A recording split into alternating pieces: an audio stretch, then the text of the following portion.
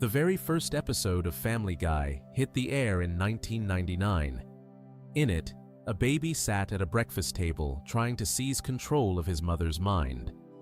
A talking dog lived in the house as though there were nothing unusual about it at all. A father lost his job and committed welfare fraud within the first 10 minutes. The show declared what it was right away, something that had no interest in rules, no interest in consequences, and no interest in whether any of it would still hold together tomorrow. A quarter-century later, that same baby is still in that same house.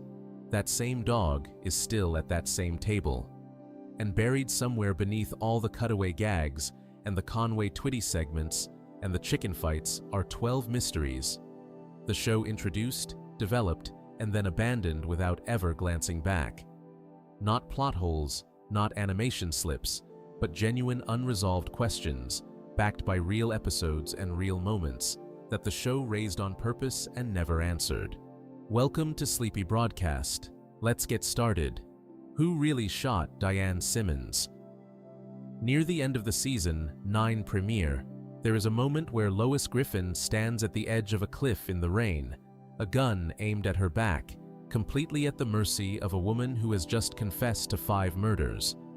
Lois has pieced it together. She knows Diane Simmons killed James Woods, killed Muriel Goldman, killed Derek Wilcox, killed Priscilla, and accidentally killed Quagmire's girlfriend Stephanie.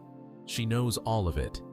And now Diane is going to shoot her off the cliff and stage it as an accident, because Lois is the last person alive who could unravel everything.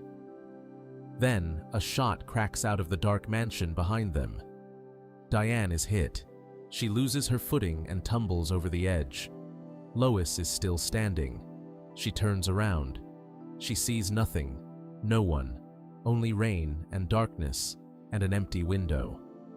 The question of who fired that shot is answered for the audience in the very next beat.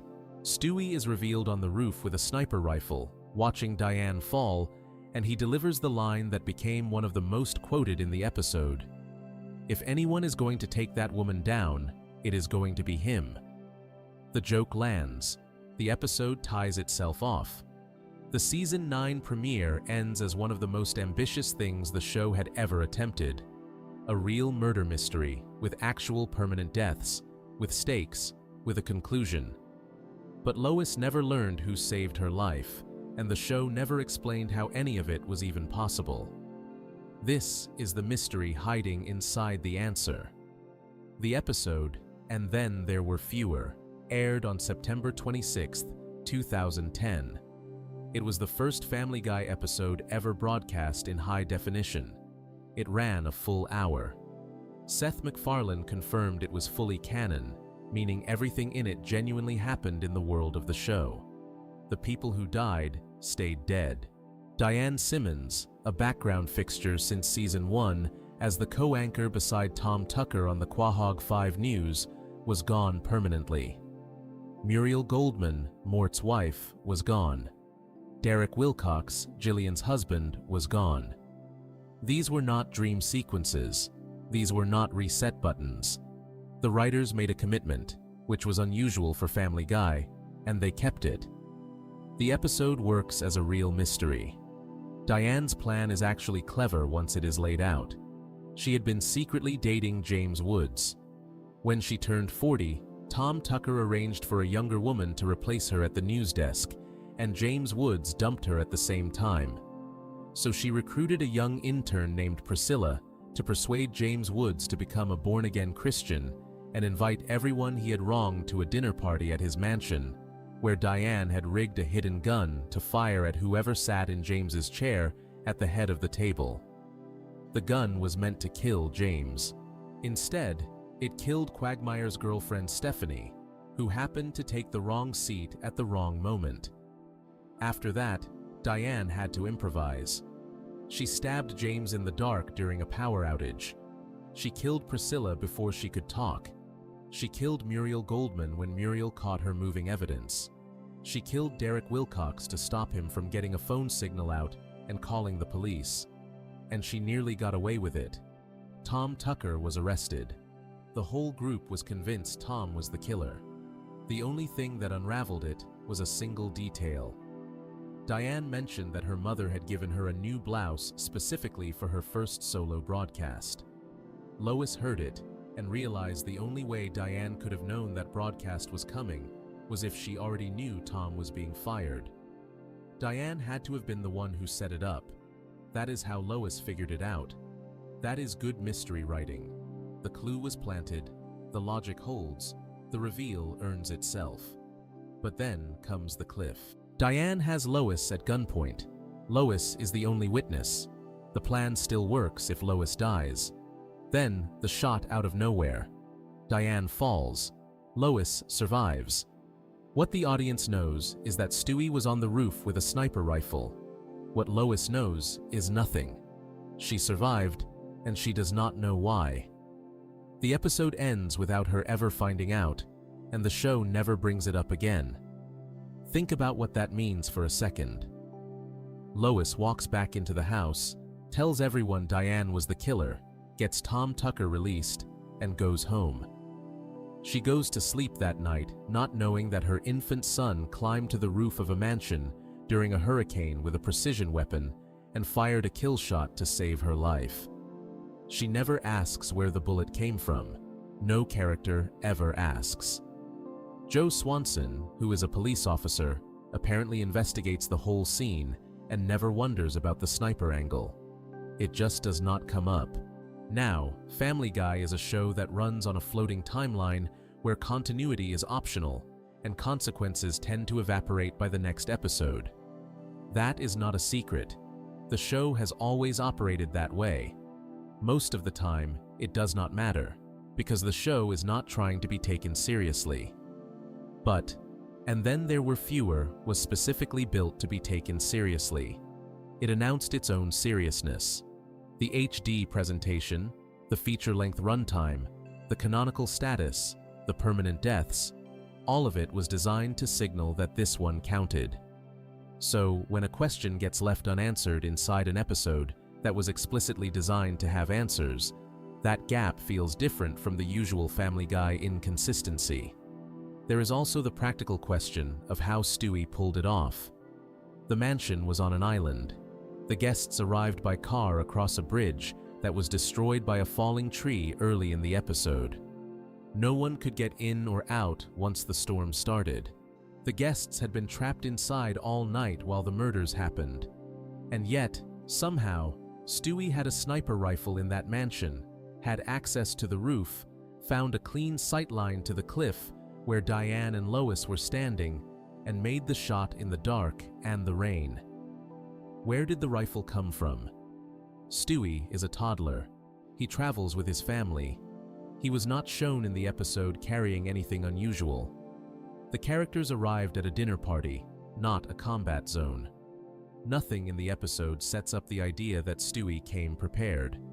And yet, he was prepared, completely, at exactly the right moment. One possible reading is that Stewie always has weapons, and this is just consistent with his character.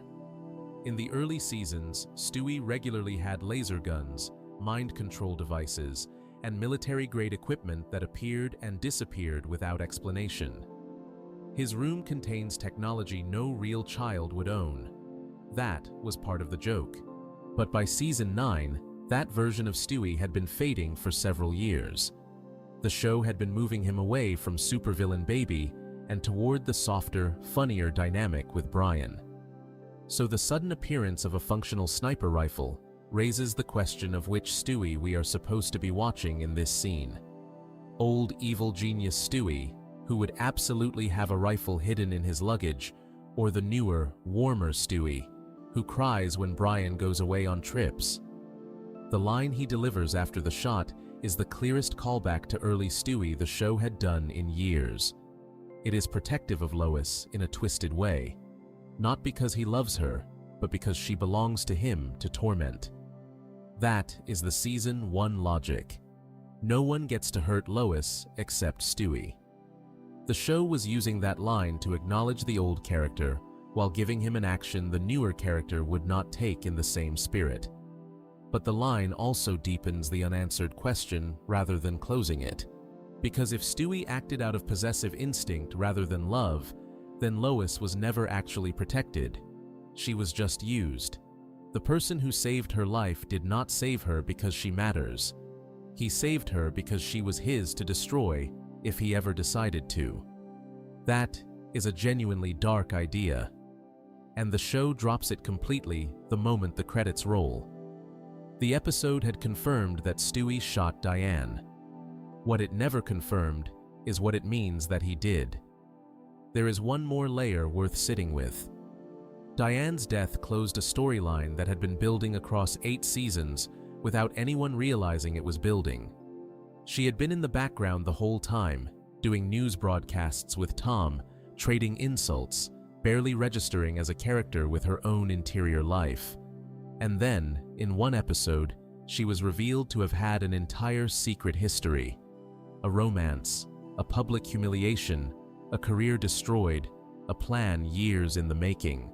The show gave her a motive that actually made sense for a woman in her position. And then, it killed her. She was replaced almost immediately by Joyce Kinney, who debuted right after And Then There Were Fewer, and has anchored the news desk ever since. The show moved on so cleanly that the permanent weight of Diane's death dissolved within a few episodes. Lois went home not knowing the truth about who saved her. Stewie went home having killed a woman and said nothing about it to anyone. The sniper rifle was never explained. The logistics were never addressed. The canonical murder mystery episode left one of its most interesting questions not just unanswered, but unasked. And that is the thing about this show. It will build something carefully enough that you start to believe it matters, and then it will walk away from that thing without looking back. Before we move on, if you're enjoying this analysis, please consider subscribing. It helps the channel tremendously, which is exactly what happens with the character whose abandonment is one of the longest-running unsolved mysteries in the whole show. A baby who started with a laser gun and a plan to take over the world, who spent several seasons being told he was all talk, who finally proved he was not all talk, and then was quietly replaced by someone who makes pancakes for Brian and cries at musicals. What actually happened to that version of Stewie Griffin? And when exactly did he stop being a threat to anyone? That is a question the show has been avoiding for almost 20 years. Section 2. What happened to Stewie's evil ambitions?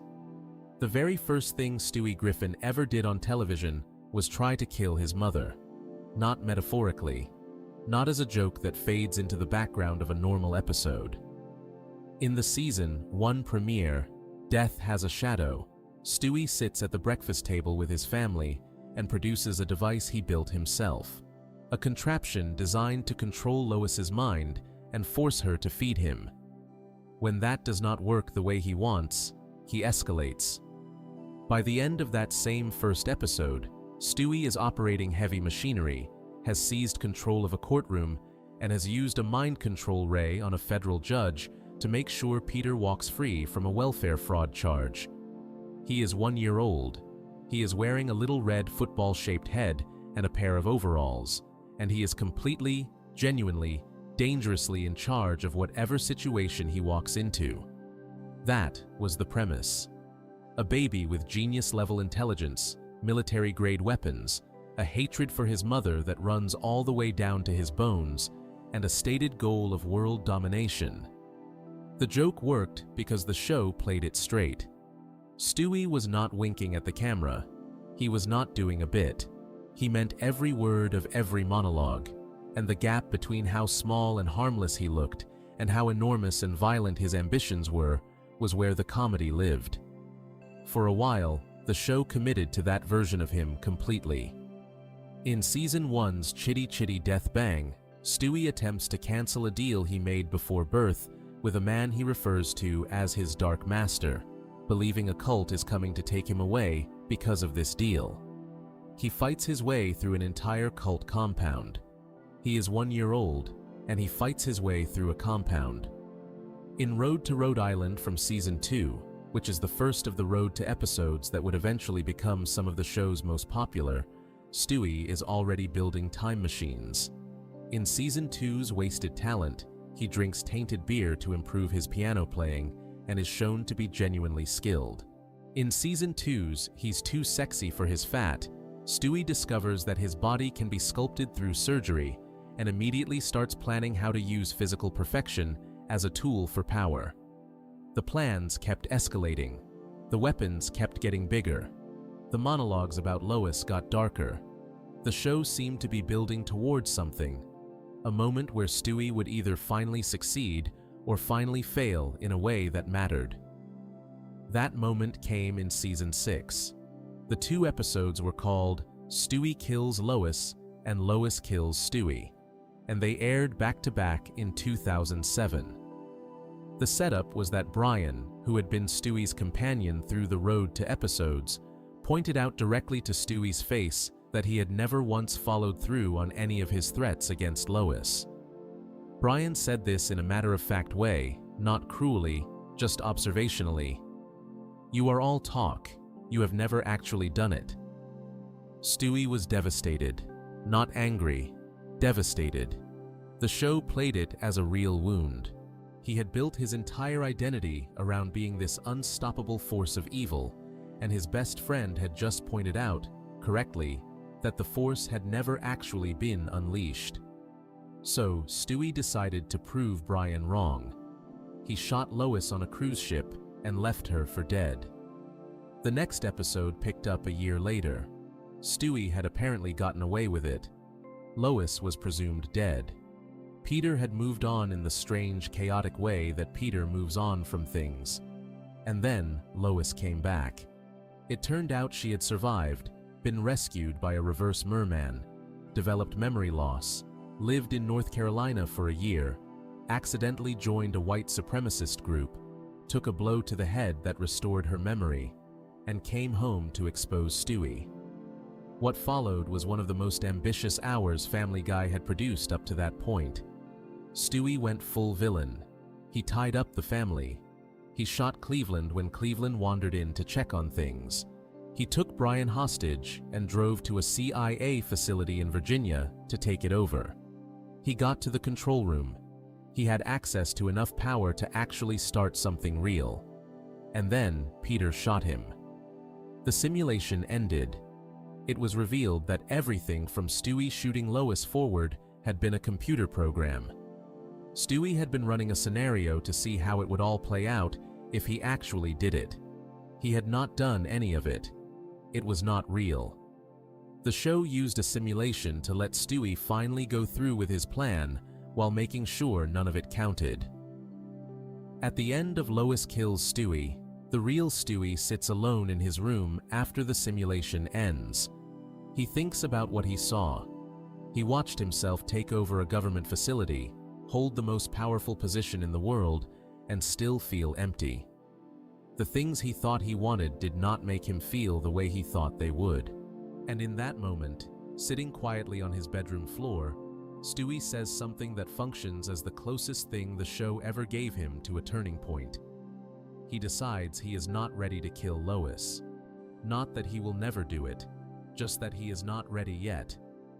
That distinction mattered at the time. It felt like the show was threading a needle, acknowledging that the evil baby premise had limits while keeping the door open just a crack. Stewie was not reformed. He had just recalibrated. But the door did not stay open. It was quietly closed over the following seasons without announcement. By Season 7, the road to episodes with Brian had become the show's most beloved format. Stewie and Brian going on trips together, arguing like an old couple, singing songs, getting into situations that had nothing to do with world domination or matricide, was simply funnier and more flexible than the evil baby premise. The writers leaned into it hard. Stewie became softer. He started crying more. He started caring about Brian in ways that were openly emotional rather than strategic. He started having storylines about crushes and playground rivalries and wanting to be accepted. The laser guns showed up less. The plans disappeared almost entirely. Season 9's The Hand That Rocks the Wheelchair addressed this directly, which is worth examining carefully because it is the show's clearest acknowledgement that something had changed. In that episode, Stewie tries to shoot a boy who knocked over his sandcastle and finds that he cannot do it. He hesitates. Brian tells him he has gone soft. Stewie, genuinely upset about this, builds a machine designed to amplify his evil nature and restore what he used to be. The machine does not amplify him. It creates a clone of him, a second Stewie, who contains all the evil traits the original has apparently lost. This clone, referred to in the show as Evil Stewie, is immediately more dangerous than the original. He stuffs batteries up Brian's nose. He strangles Brian with his own collar. In a deleted scene, he kills a child and the child's parents.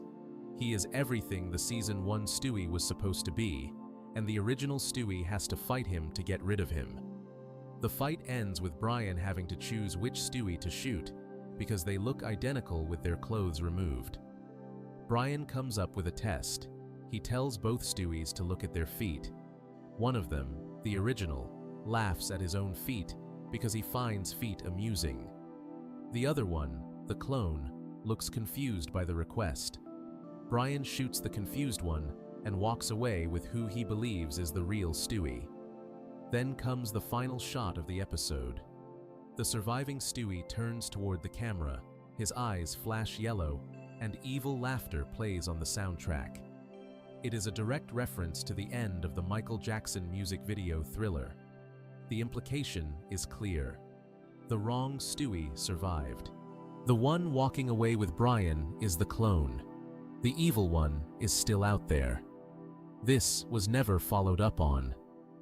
The next episode to feature Stewie as a central character treated him as the same warm, complicated, funny baby he had been since the mid-seasons. The yellow eyes were never mentioned. No character ever raised the possibility that the Stewie they were living with might be an imposter.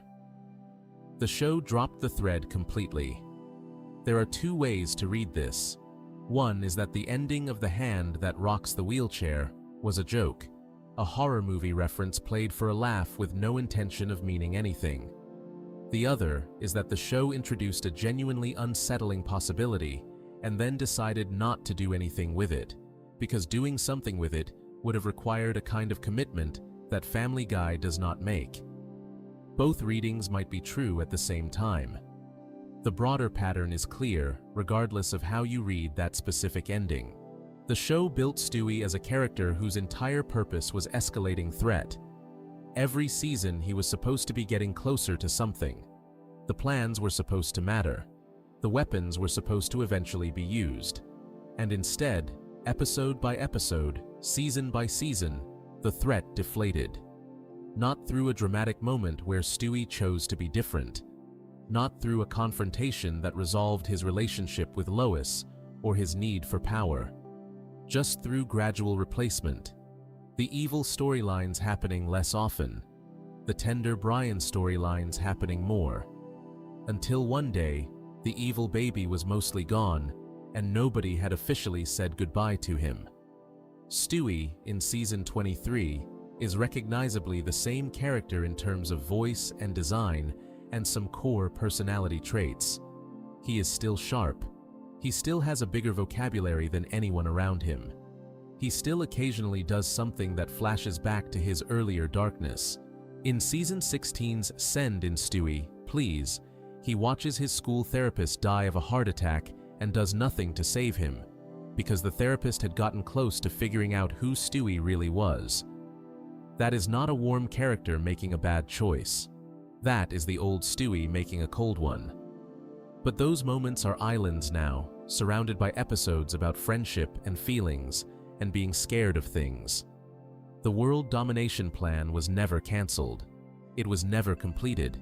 It was never addressed. It simply stopped being written about, which is a different thing than being resolved. The show once had a baby who built machines that could control minds, who spoke in complete sentences about his own darkness, who genuinely believed he would one day rule everything.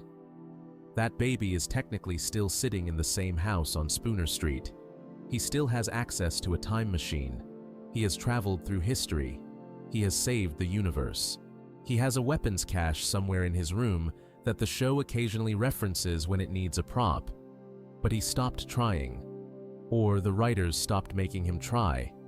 And the show has never been clear about which of those things is true.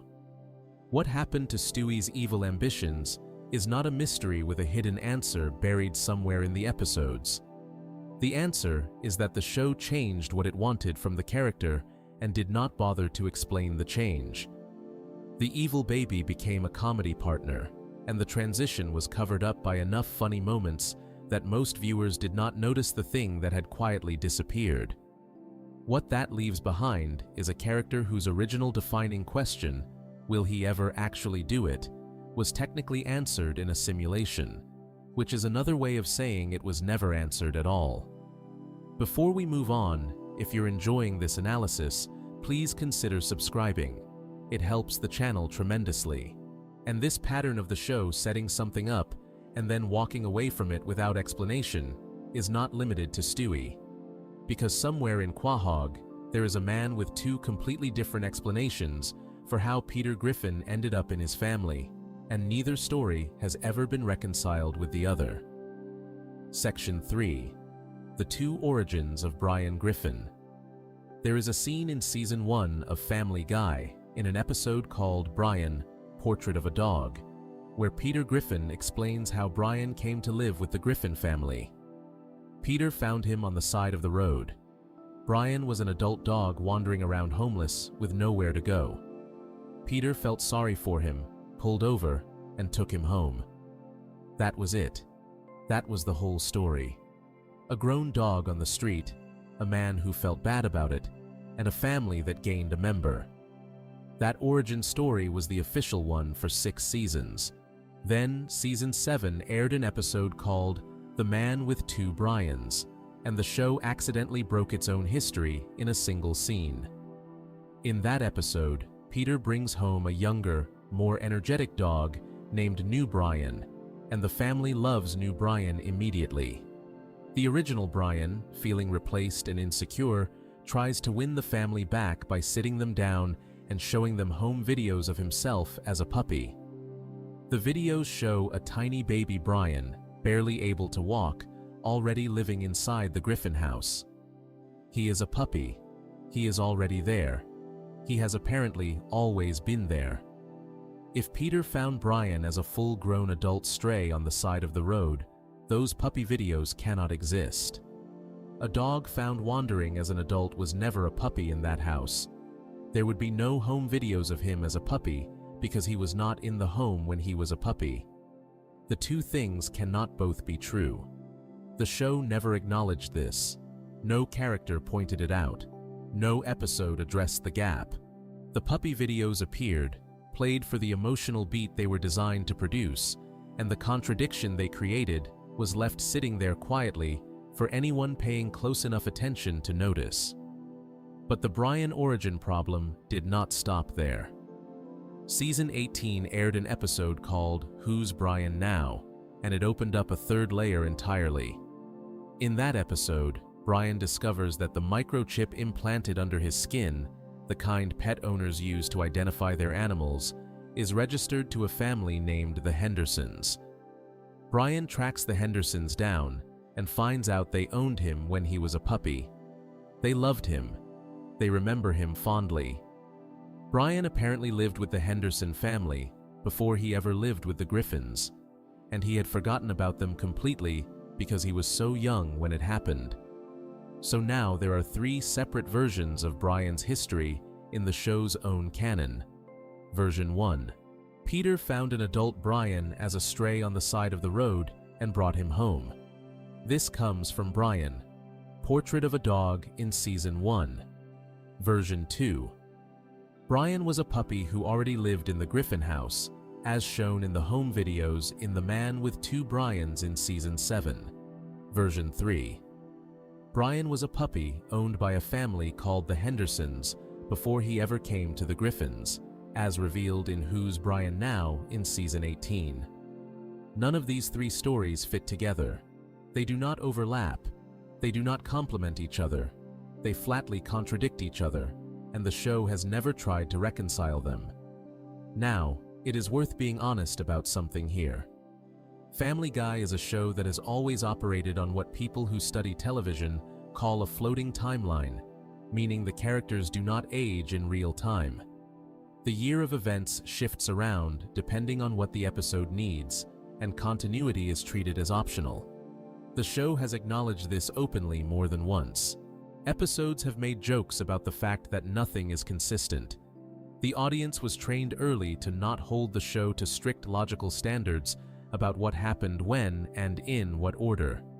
That context matters. But it does not dissolve the Brian problem, and here is why. Brian is not a background character whose backstory barely registers. He is one of the 6 main members of the Griffin family. He has been in nearly every episode since the pilot. His relationship with Peter is one of the core emotional anchors of the show. His history, where he came from, how he got here, what his early life was like, is not a throwaway detail. It has been visited and revisited across multiple episodes, across multiple seasons, each time with the apparent intention of adding something meaningful. Season 11's Criss Cross included a flashback showing Brian as a puppy at a place called a puppy mill in Texas, being taken away from his mother Biscuit so he could have a better life. That is a 4th version of the story, or at least a 4th piece of information that does not clearly fit with any of the other 3. If Brian was raised at a puppy mill in Texas, how was he already a Griffin family puppy in the home videos? If he was at the puppy mill, how did the Henderson family get him? And if the Hendersons owned him first, and then he became a stray, why did Peter's version of the story have Brian as a full-grown dog wandering alone, rather than a puppy recently separated from his previous family? Each episode that has tried to add depth to Brian's backstory has made the overall picture less clear rather than more clear. There is something worth sitting with in that pattern. The show kept returning to Brian's origin, not because it had a plan for what that origin was, but because Brian is a character rich enough that the writers kept finding new stories to tell about him. Each story was written to serve that specific episode. The puppy videos in The Man with Two Brians were there to make the audience feel something about Brian's bond with the family, to remind everyone that Brian has always been there, that he is not replaceable, that new Brian should not get the home he built. The Henderson family in Who's Brian Now was there to give Brian an episode about identity and belonging, and what it means to have a past you cannot remember. The puppy mill flashback in Criss Cross was there to give Brian emotional context for why he has always had attachment issues. All of those are good reasons to write those scenes, but they were each written in isolation, without checking whether they still fit with what the show had already established. And the result is a character whose foundational history has been told 3 or 4 different ways, none of which can coexist. What makes this particularly interesting in Brian's case is that his origin story carries real emotional weight for the character's psychology. Brian drinks too much. Brian has spent his entire adult life as a dog living in a human family, trying to be taken seriously as a writer and a thinker, dating human women, getting rejected constantly. He has a son named Dylan, whom he met only after Dylan was already 13 years old. He has a complicated relationship with his own mother, whose fate was revealed in Road to Rhode Island from Season 2. Brian found out his mother had died and been turned into a table, and he and Stewie stole the table and gave it a funeral. That is one of the most genuinely sad things Family Guy has ever done, and it hit as hard as it did because the show had invested in the idea that Brian's relationship with his mother was painful and unresolved. All of that emotional history only works if there is a coherent story underneath it. If Brian's puppyhood is a jumble of contradictory fragments, depending on which episode you watched most recently, then the sadness of the mother storyline loses some of its footing. The grief needs a foundation.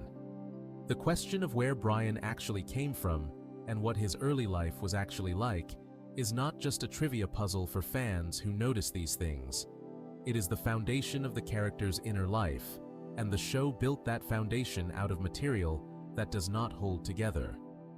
It is also worth noting that Brian's situation is somewhat unique among the main characters in terms of how many times the show has gone back to try to explain him.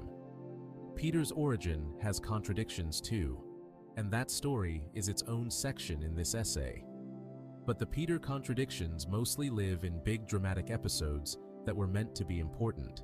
Brian's contradictions are scattered across casual moments in unrelated episodes, which suggests the writers were not even tracking what had been established. They were just writing scenes that felt right in the moment without checking the notes. The version of Brian's origin that most fans default to is the one from season 1, because it came first. Peter found him as a stray. That is the story. The puppy videos and the Henderson family and the Texas puppy mill get absorbed into the background, noticed by some fans, ignored by others, and never resolved by the show. But the season 1 version has its own problem. If Peter found Brian as a full-grown adult dog wandering on the street, that adult dog came from somewhere. He had a past before the Griffins. He had an entire puppyhood and adolescence that the Griffin family was not part of. And in the season 1 origin, that past is treated as irrelevant. Brian is just a dog on the road who got lucky and found a good home. The later episodes tried to fill in that past. They just could not agree on what it looked like.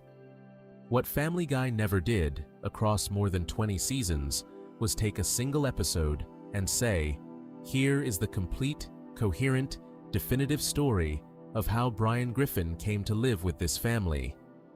Here is the truth, told cleanly, in order. The show had plenty of opportunities. It clearly cared enough about Brian's history to keep revisiting it. It just never cared enough to make sure the visits were building toward the same destination. So, Brian Griffin remains one of the longest-running characters in American animated television with one of the most genuinely unclear personal histories. He has been a stray adult. He has been a Griffin family puppy. He has been a Henderson family puppy. He has been a puppy mill dog from Texas. He has been all of these things, and none of them, depending on the episode. And the show has never told you which version to hold on to. He is in every episode. He is at the heart of the show. And the basic question of where he actually came from has 3 or 4 different answers that the show itself cannot reconcile. Which, when you think about it, fits a character who has always seemed like he is still trying to figure out where he belongs. Before we move on, if you're enjoying this analysis, please consider subscribing. It helps the channel tremendously. The backstory confusion surrounding Brian is frustrating because he deserves better. But at least the contradictions in his story were accidental, the result of writers telling individual stories without coordinating. What comes next is something different, because Joe Swanson's origin story was not just told inconsistently. He told one version himself, knew it was false, and the show eventually had him admit the lie. That admission raised questions that are somehow even harder to answer than the lie was. Section 4. Joe Swanson's 3 different explanations for his injury. The first time Joe Swanson explained how he ended up in a wheelchair, it was Christmas Eve, it was an orphanage, and it was the Grinch. That is not a joke. That is the actual story Joe told in season 1. The episode was called A Hero Sits Next Door, and it was the episode that introduced Joe to the show entirely. He moved in next door to the Griffins, and Peter immediately became obsessed with him because Joe was everything Peter was not. Athletic, brave, accomplished, capable. Joe had trophies. Joe had medals. Joe had the kind of physical presence that made every room feel smaller. The fact that he was in a wheelchair did not diminish any of this in the slightest, which was part of what made Joe work as a character from the very beginning.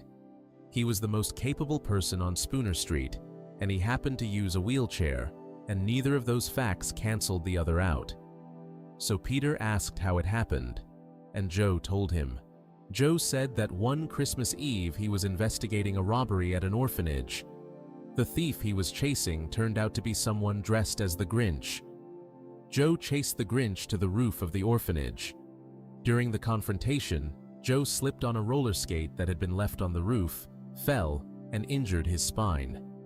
That injury left him paralyzed from the waist down. The show played this completely straight. There was no wink.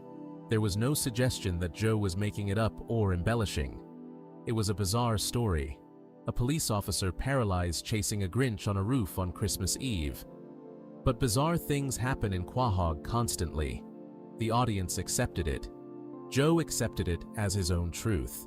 And for several seasons, that was the answer to the question of why Joe was in a wheelchair. Then, the show quietly revisited it. In Season 3's A Very Special Family Guy Freakin' Christmas, there was a moment where Joe briefly gets the feeling back in his legs after a Christmas miracle, takes a few steps, and then his son Kevin accidentally runs into him and re-paralyzes him. This was a throwaway gag rather than a serious plot point, but it established something worth noting. The show was interested in playing with the possibility of Joe walking again.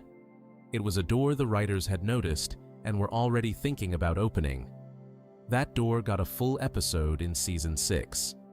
The episode was called Believe It or Not, Joe's Walking on Air, and it aired on October 7, 2007. In that episode, Joe undergoes a leg transplant surgery. The surgery works. Joe can walk again.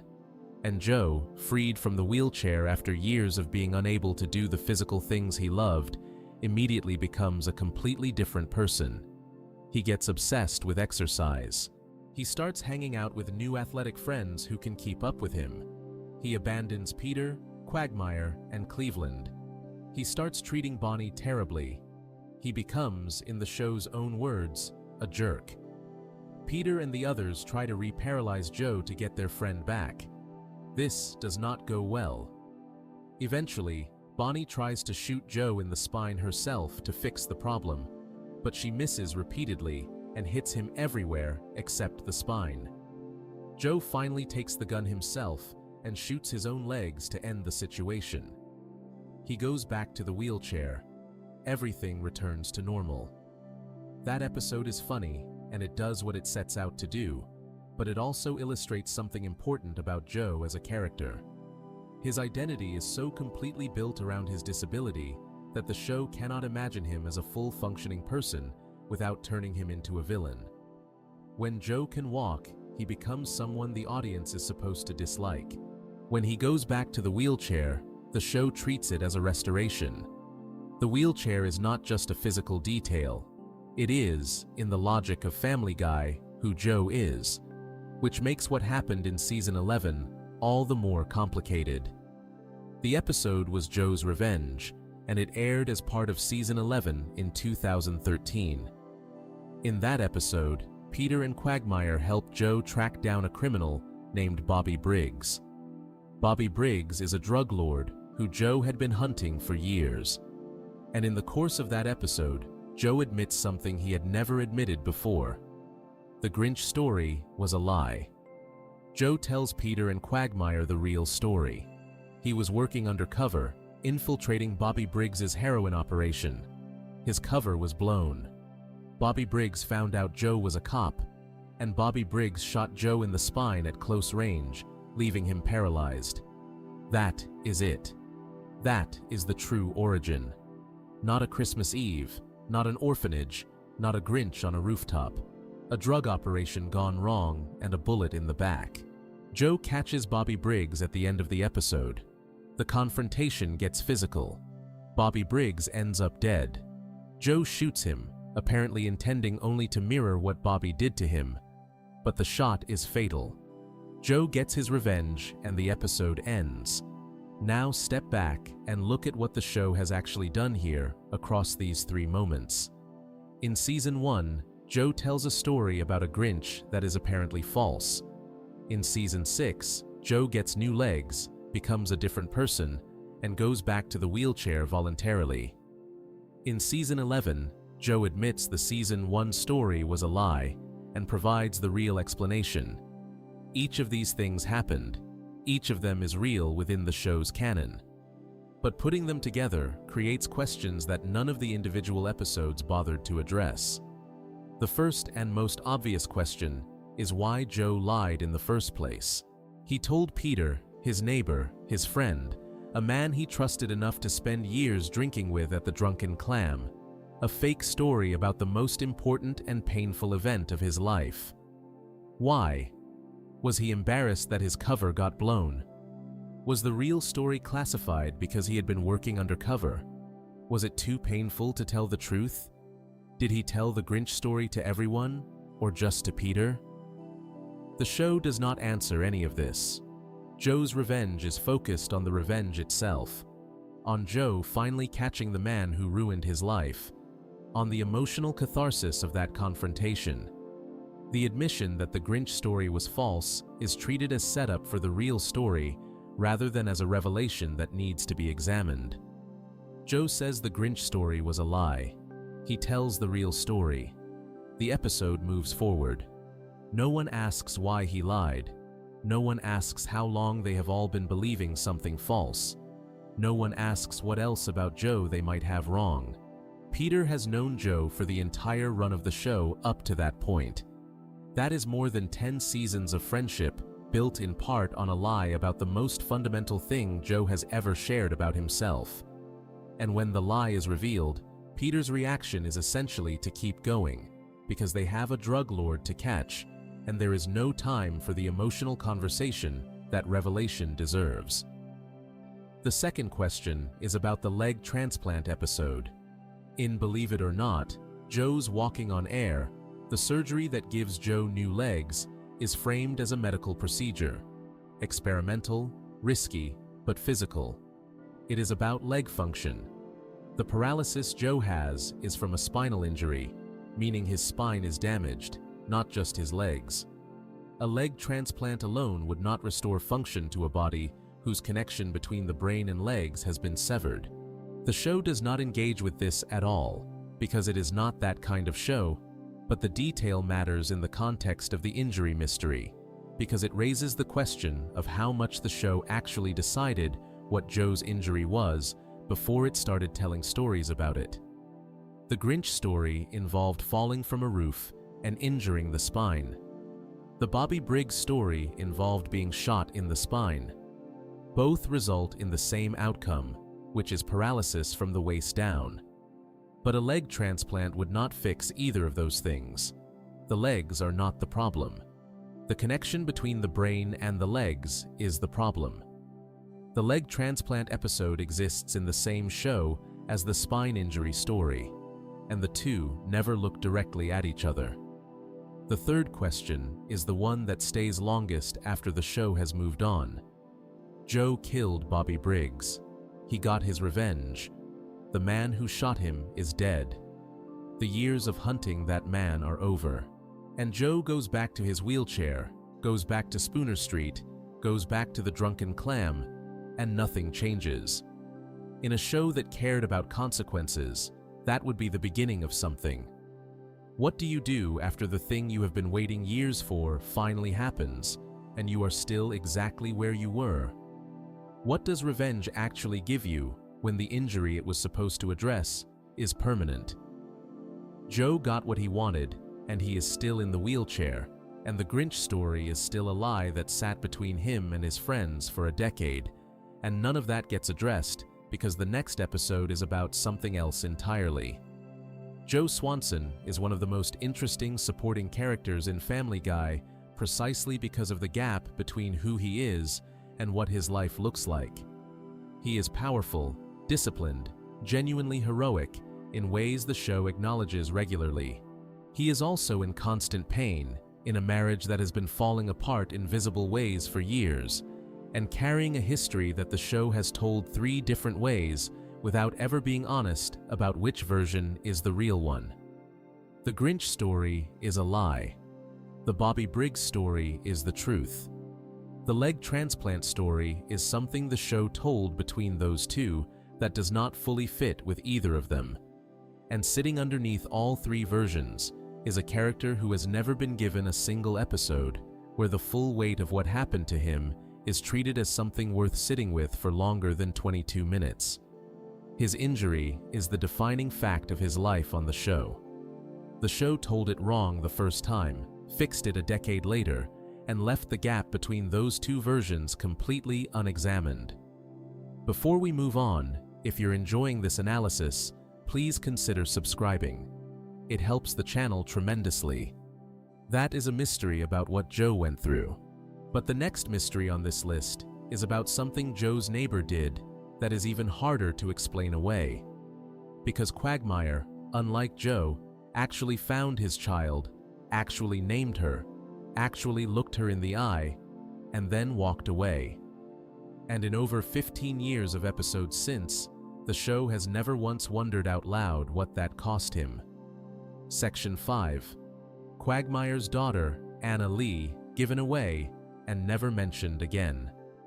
There is a moment near the end of Season 8's Quagmire's Baby, where Glenn Quagmire stands outside a house he has never been to before and watches through a window. Inside that house, his daughter, Anna Lee, is being held by her new adoptive parents. She is laughing. She is being fed. She is warm and safe and completely unaware that her biological father is standing in the dark outside, looking at her through the glass. The couple holding her are gentle with her. They are good people. They got to the adoption center at the right moment, and they wanted her, and now she is theirs. Quagmire watches all of this. He came to this house because he regretted giving her up. He gave her up because raising an infant was destroying his ability to have sex with women, which is the most honest the show has ever been about what drives Quagmire as a person. He spent 2 weeks with Anna Lee, named her, bought her a crib, and then handed her to strangers because she was getting in the way of his lifestyle. Then he sat in a strip club and could not stop thinking about her. He went to her new home planning to take her back, and then he saw how happy she was. He turned around. He left. He did not knock on the door. He did not introduce himself to the couple who now had his daughter. He walked away, got in the car with Peter and Joe who had driven him there, and that was the last time Anna Lee appeared in Family Guy. She has not been in a single episode since. Quagmire has not mentioned her name. The show has not revisited the question of what it means that one of its main characters has a biological child living somewhere in or near Quahog with a family Quagmire can identify. The episode aired on November 15th, 2009. As of the time this is being written, that is over 15 years of silence on the subject. This needs to be understood in the context of who Quagmire is, because the silence lands differently depending on how much attention you have paid to his character across the show's run. Glenn Quagmire's entire identity is built around the pursuit of women. This is not a subtle character detail. It is the loudest, most consistent, most repeated thing about him. Every introduction of Quagmire in early seasons involved him either pursuing a woman or celebrating having been with a woman, or plotting to be with a woman in the near future. The catchphrase, "giggity," which became one of the most recognized things about the show, exists as a shorthand for Quagmire's reaction to anything he finds sexually appealing. He has slept with an extraordinary number of women across the show's run. He has been shown to keep a collection of women in his house against their will in a Season 2 episode. He has faked his own death to avoid commitment. He has gone to extraordinary lengths across dozens of episodes to avoid anything that would interfere with his ability to be with as many women as possible. Anna Lee interfered with that, so he gave her away. That is the whole story in one sentence, and the show seems to have decided that was enough. The episode got good reviews. Critics praised the Quagmire storyline for giving him genuine emotional depth. Viewers responded to the image of Quagmire watching Anna Lee through that window with something real, something that went beyond the usual response to a character who is mostly a punchline about sexual obsession. There was a person in there, the episode seemed to say.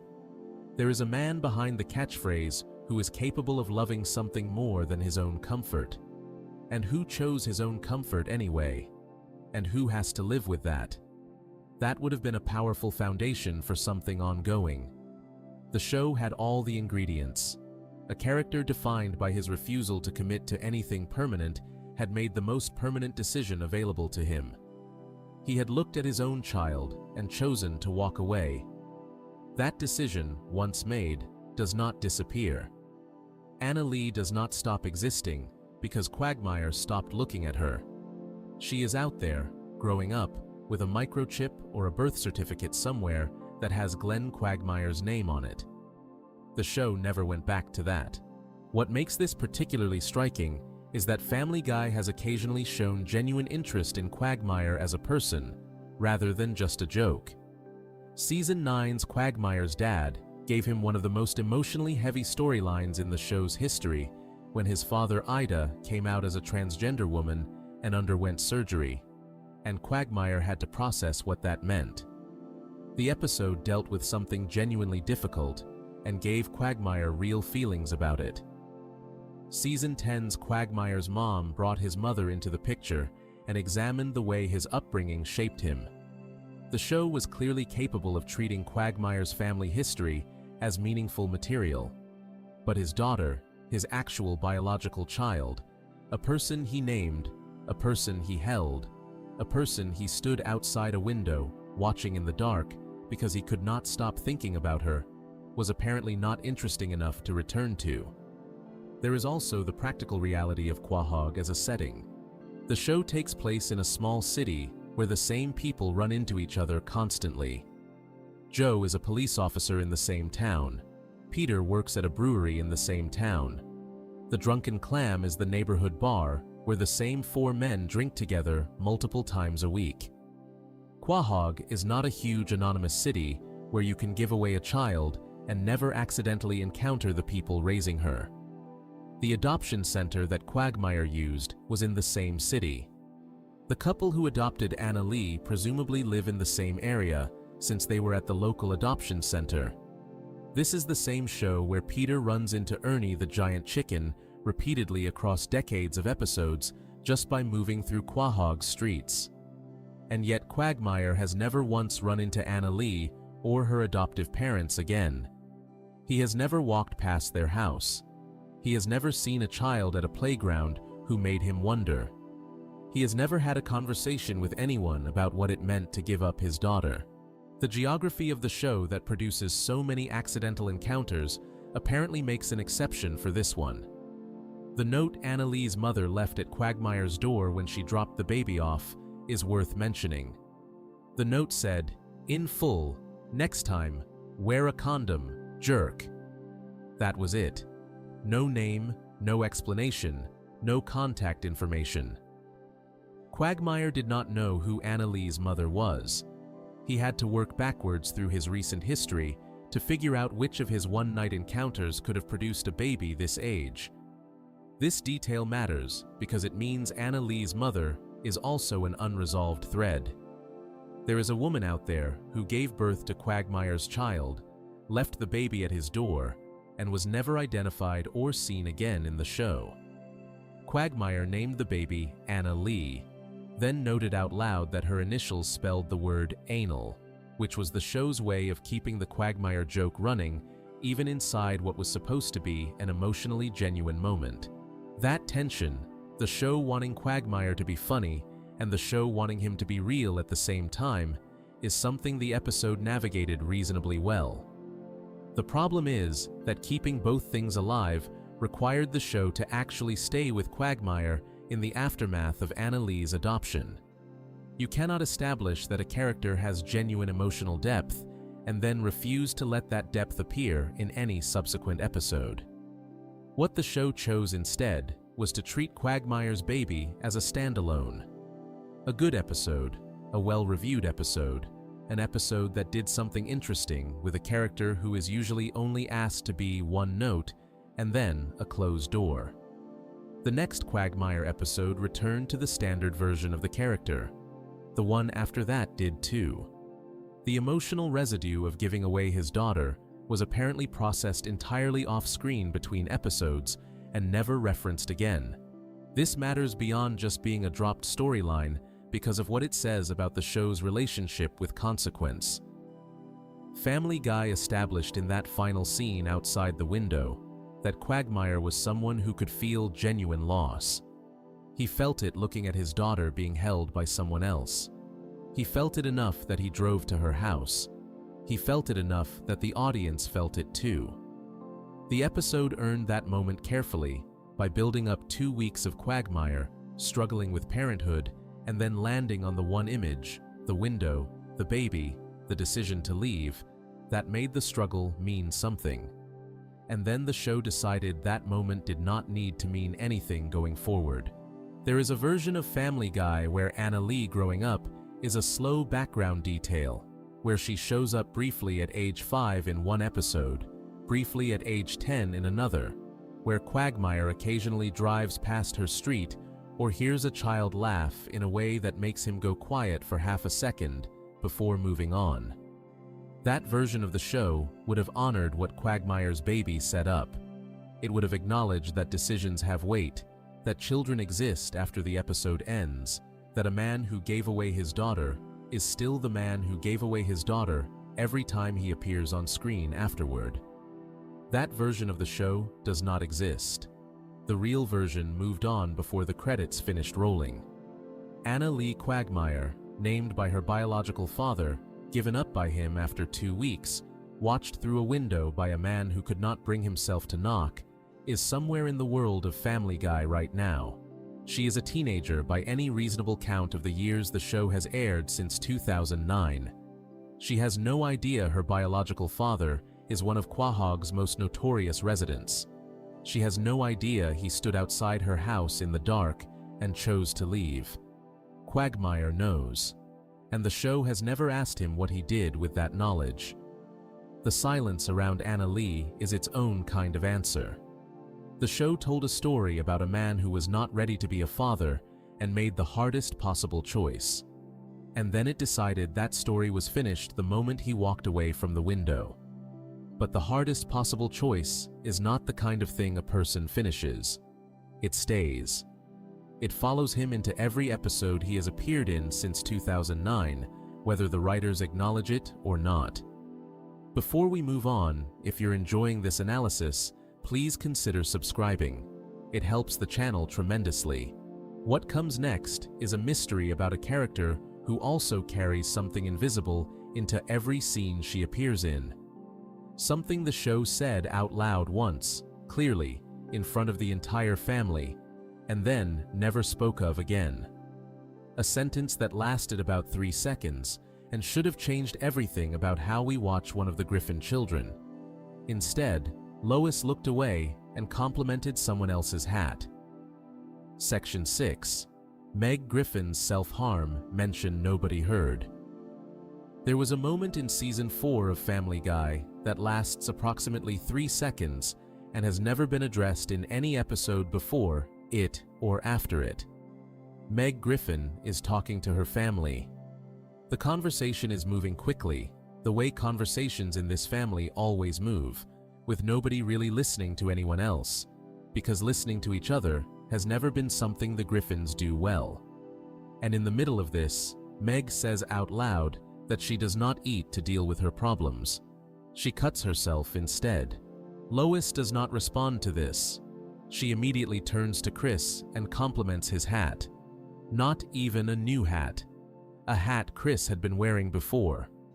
Lois compliments it anyway, because acknowledging what Meg just said would require stopping, and stopping would require caring. And caring about Meg is not something this family has built into its daily routine. The scene moves on. The episode moves on. The season moves on. And in the more than 20 years of Family Guy episodes that have aired since that moment, the show has never once returned to what Meg said in those 3 seconds. That is the mystery. Not the self-harm itself, but the absolute, total, unbroken silence that followed it.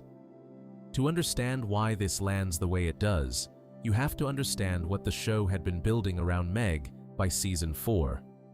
In the early seasons, Meg's role was mostly about being the ignored, uncool teenager. She wanted to fit in at school, and could not.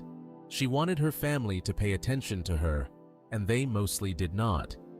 It was played lightly, the kind of gentle mockery that teenage awkwardness invites in a comedy setting. Peter made jokes at her expense. Her classmates avoided her. She was the butt of things, but gently. Somewhere around season 3 and into season 4, something shifted. The treatment of Meg became harder. The jokes became less gentle and more direct. Peter did not just tease her anymore. He openly expressed that he found her presence annoying, that he wished she were different, that given the choice, he would prefer she not be around. The show started building a picture of a girl who was not just uncool, but genuinely unloved inside her own home by the people who were supposed to be her foundation. The self-harm line landed inside that shift. It was not a joke, exactly, though the show did not stop the scene to treat it as a crisis either. It existed in the uncomfortable middle space that Family Guy occasionally inhabits, real enough to register, framed loosely enough that the audience could laugh nervously and move on if they needed to. But the information in that line was real. Meg said a real thing about herself, and nobody in the room acknowledged it. What the show did with Meg after that moment is worth tracing, because the pattern is consistent, and it makes the original silence worse the more you look at it. Season 8's Dial Meg for Murder followed Meg going to a juvenile detention center and coming out transformed, harder, more dangerous, willing to fight back. She beat Peter. She dominated the household. She scared everyone in it. Then Brian talked to her, and she went back to being the same Meg she had always been. The episode was praised for giving Meg something to do, but it ended in exactly the same place it started, and the show treated the reset as a natural conclusion rather than as a loss. Season 10's Seahorse Seashell Party gave Meg the most direct confrontation with her family the show had ever written. Trapped in the house during a hurricane, Meg finally told everyone what they were. She told Peter he was a terrible father. She told Lois she was a neglectful mother who hid behind Peter's behavior to avoid examining her own. She told Chris he was selfish and weak. She said real things, true things, things the show had been building toward for a decade of episodes. And then the episode had Meg take it all back. The conclusion of Seahorse Seashell Party was that Meg realized she served a function in the family by being the person everyone aimed their worst feelings at. Without Meg as the target, the family turned on each other. Peter and Lois and Chris fell apart immediately when Meg stopped absorbing the damage. So Meg apologized. She told them she had been wrong to say what she said. She went back to being the lightning rod. The episode framed this as Meg being mature and selfless enough to sacrifice herself for the people who hurt her. That is an extraordinarily dark conclusion dressed up as a lesson. The show said explicitly that Meg's purpose in this family is to be harmed so that everyone else can function. And Meg accepted that. And the show presented her acceptance as wisdom. The self-harm line from season 4 sits under all of this, like a foundation no one will look at.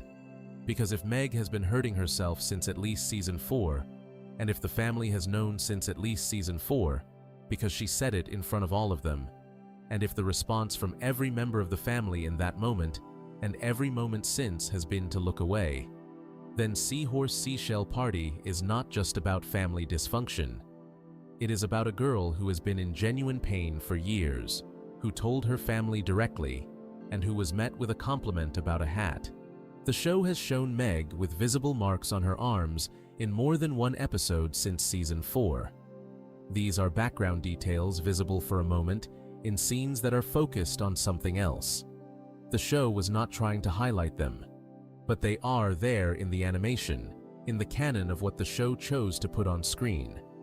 Combined with the season 4 line, they form a picture that the show has consistently refused to look at directly. There is also the question of what the show did with Meg's suicidal feelings, which have been referenced across multiple episodes without ever being treated as a storyline that required resolution. She is mentioned not wanting to be alive. She has been shown in situations that the show played for comedy that, stripped of the comedic framing, described a girl in serious trouble. The show knew this. The writers were aware of what they were building. Seth MacFarlane has acknowledged in interviews that Meg's mistreatment was intentional and that the show was making a point about how families can fail a child. But acknowledging the point in an interview is different from the show actually following through on it within its own episodes. The point was made. The self-harm was mentioned. The suicidal references appeared. And the show kept moving, kept resetting, kept sending Meg back to the same house where nobody listened and the hat always got the compliment instead. Meg Griffin is still in that house. She is still in high school because Family Guy uses a floating timeline where characters do not age in real ways. She is still being told to shut up by her father. She is still apologizing for existing. And somewhere in the background of whatever episode she appeared in most recently, the 3-second confession from Season 4 is still sitting there unaddressed, waiting for a response that the show has now had more than 20 years to give. The response has not come. What Meg said was heard by the audience. It was just not heard by anyone in the room. And in a show where nothing gets resolved, where resets are built into the structure, where characters go back to who they were before the credits roll, that 3-second moment is one of the longest unresolved silences in the entire series. Before we move on, if you're enjoying this analysis, please consider subscribing. It helps the channel tremendously. The pattern of Family Guy introducing something real and then refusing to stay with it is everywhere in this show. But the mysteries so far have mostly been about things the show forgot or chose not to follow up on. What comes next is different. It is about a character the show killed on purpose, in a way that was specifically designed to be permanent, who had a final scene so carefully constructed that the mystery it left behind feels completely intentional. Because Bertram did not just disappear from the show, Stewie ended him. And the question of what it means that Stewie killed a child with a weapon on screen and went home for dinner afterward has never been asked out loud by anyone in Quahog. Section 7. The Bertram Problem, a villain who should have changed everything. Stewie Griffin killed a child. Not in a simulation, not in a dream, not in a cutaway gag that the show walked back before the scene was over. In Season 9's The Big Bang Theory, which aired on May 8, 2011, Stewie Griffin picked up a crossbow, aimed it at his half-brother Bertram, shot him in the chest, and then shot him in the head. Bertram fell down dead. The show confirmed it was permanent. Bertram has not appeared in a single episode since. Stewie went home. Nobody talked about it. The next episode about Stewie was about something else entirely. That is the Bertram problem.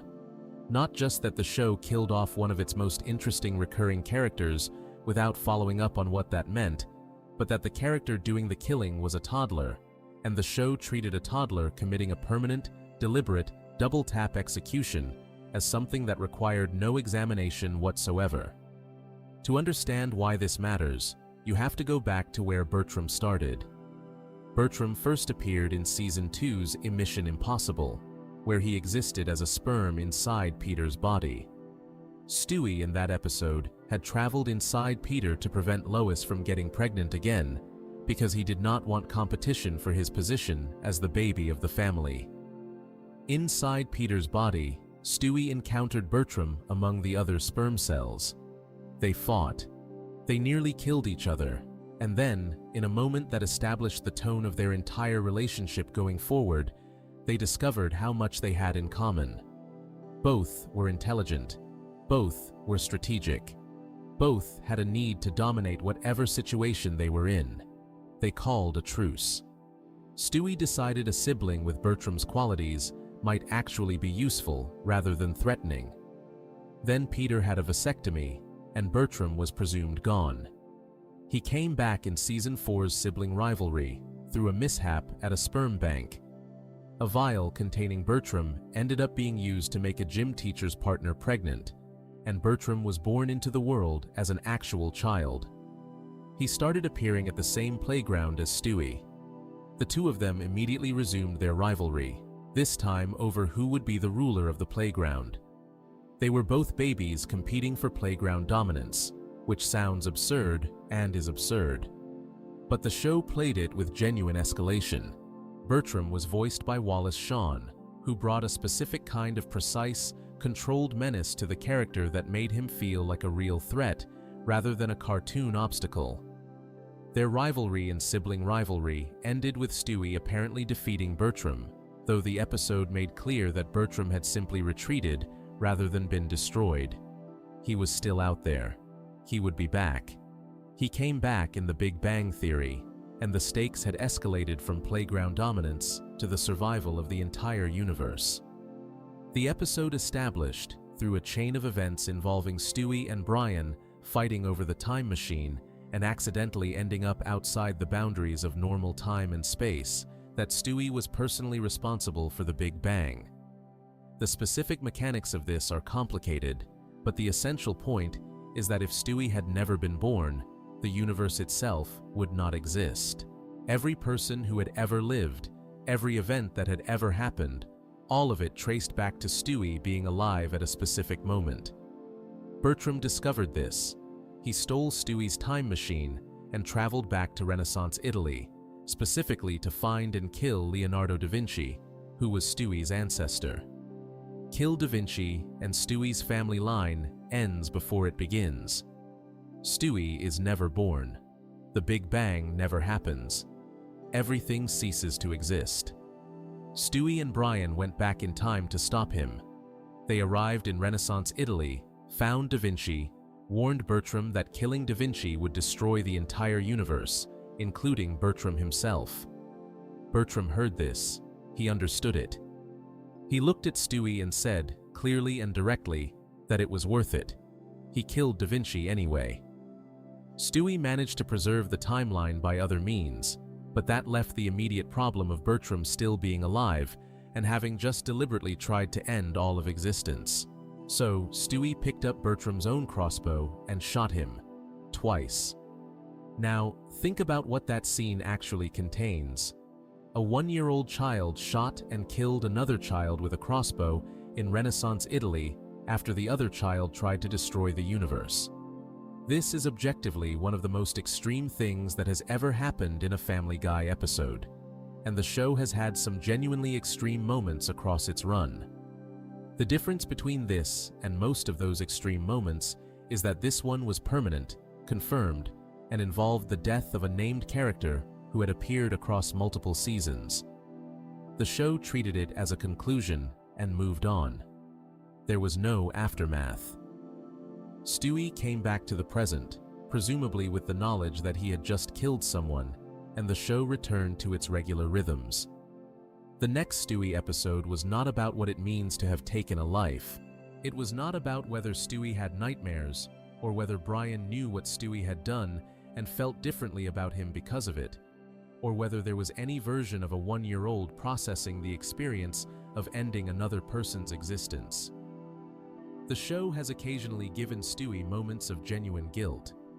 In Season 16's Send in Stewie, Please, he watches his school therapist die of a heart attack and admits to Brian afterward that he did something terrible. The episode shows him struggling to sleep. He cannot quite say out loud what happened, but the weight of it is visible. That is the show acknowledging that Stewie has a conscience underneath everything else. But that episode was about letting someone die, not about actively killing someone. Stewie actively killed Bertram twice, with a weapon, in an episode that aired 5 seasons earlier, and the show gave him no moment of struggle about it at any point afterward. There is also the question of what happened to the version of Doug the show introduced in Season 17 as Bertram's replacement. Doug was a toddler at Stewie's daycare who was constantly competing with him and usually winning. Their rivalry ran for several seasons until Season 21's The Candidate, when the two of them ran against each other for the title of snack captain at their daycare. Stewie won the election, and at the end of the episode, Stewie mentioned casually in conversation that Doug had died in a commuter plane accident. Off-screen, between episodes. No explanation, just gone. The show had now disposed of two of Stewie's child rivals through death. One on screen with a crossbow, and one off-screen in a plane crash, and treated both deaths as conclusions, rather than as events with any weight attached to them. The pattern is clear. When the show is done with a character in Stewie's orbit, that character dies. And when that character dies, Stewie continues existing without any visible change to who he is or how he moves through the world. Bertram deserved better than this, not just as a character, but as a story. He was the only character in Family Guy's run who was genuinely Stewie's equal. Not equal in the sense of being a match in a fight, but equal in the deeper sense.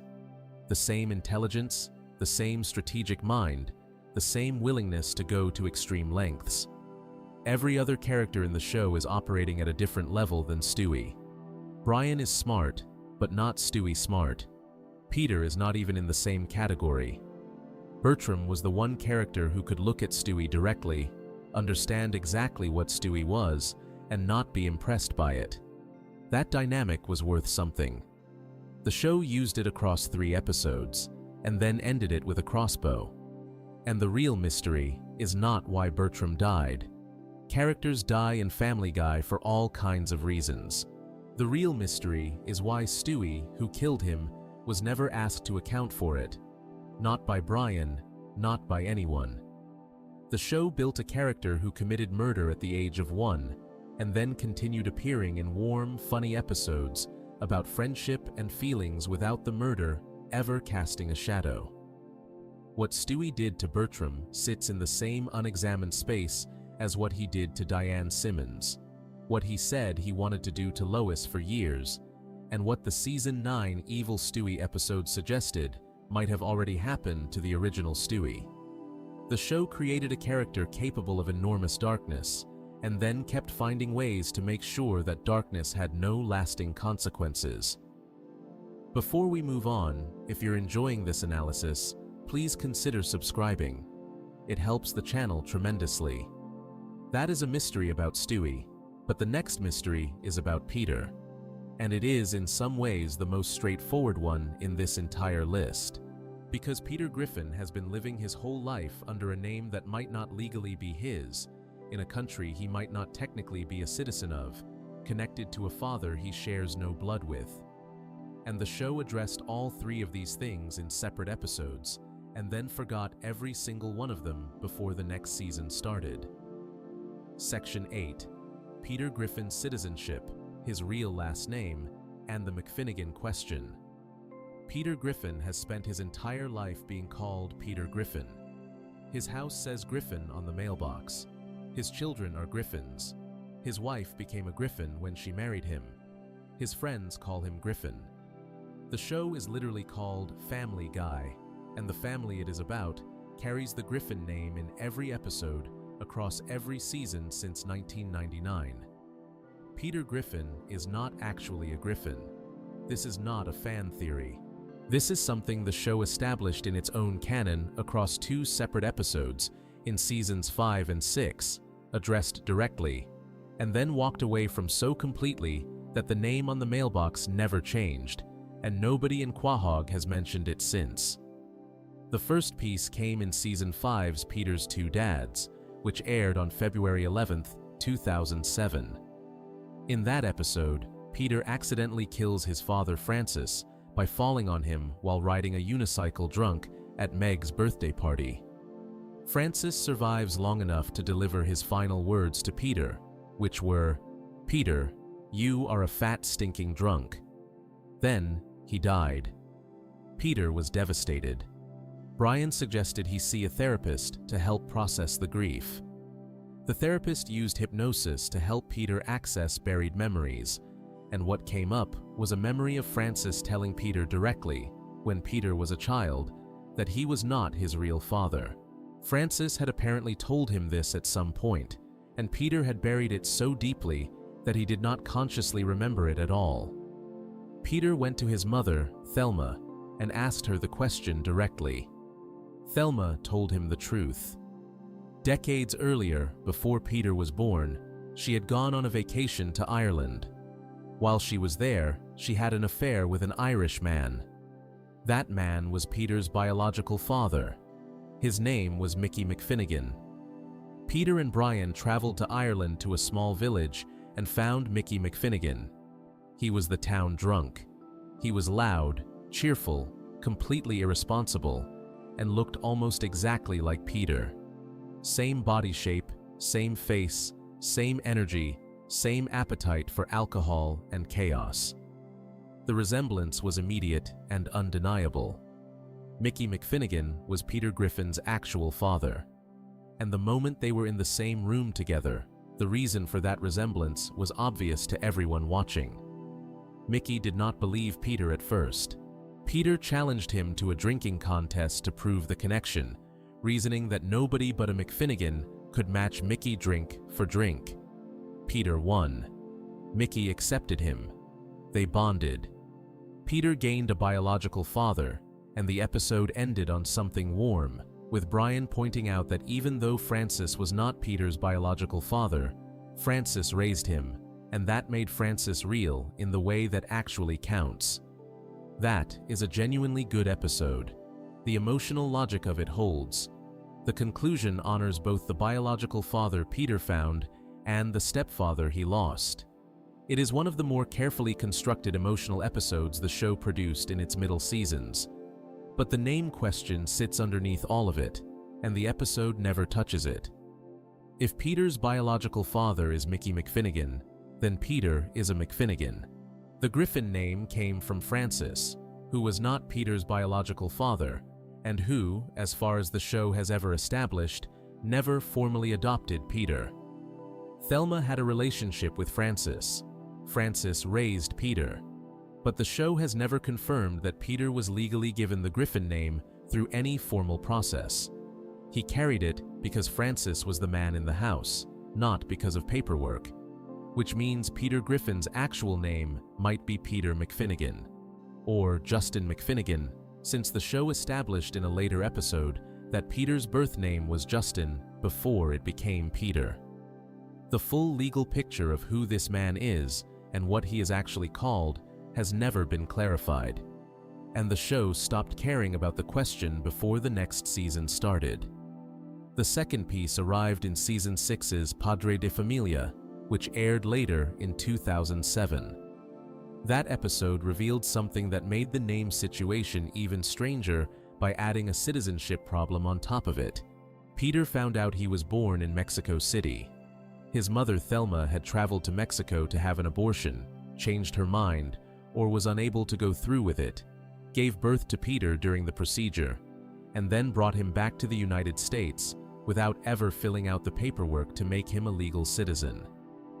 Peter had been living in America his entire life, working jobs, paying taxes presumably, raising children, and he was technically not a legal American citizen.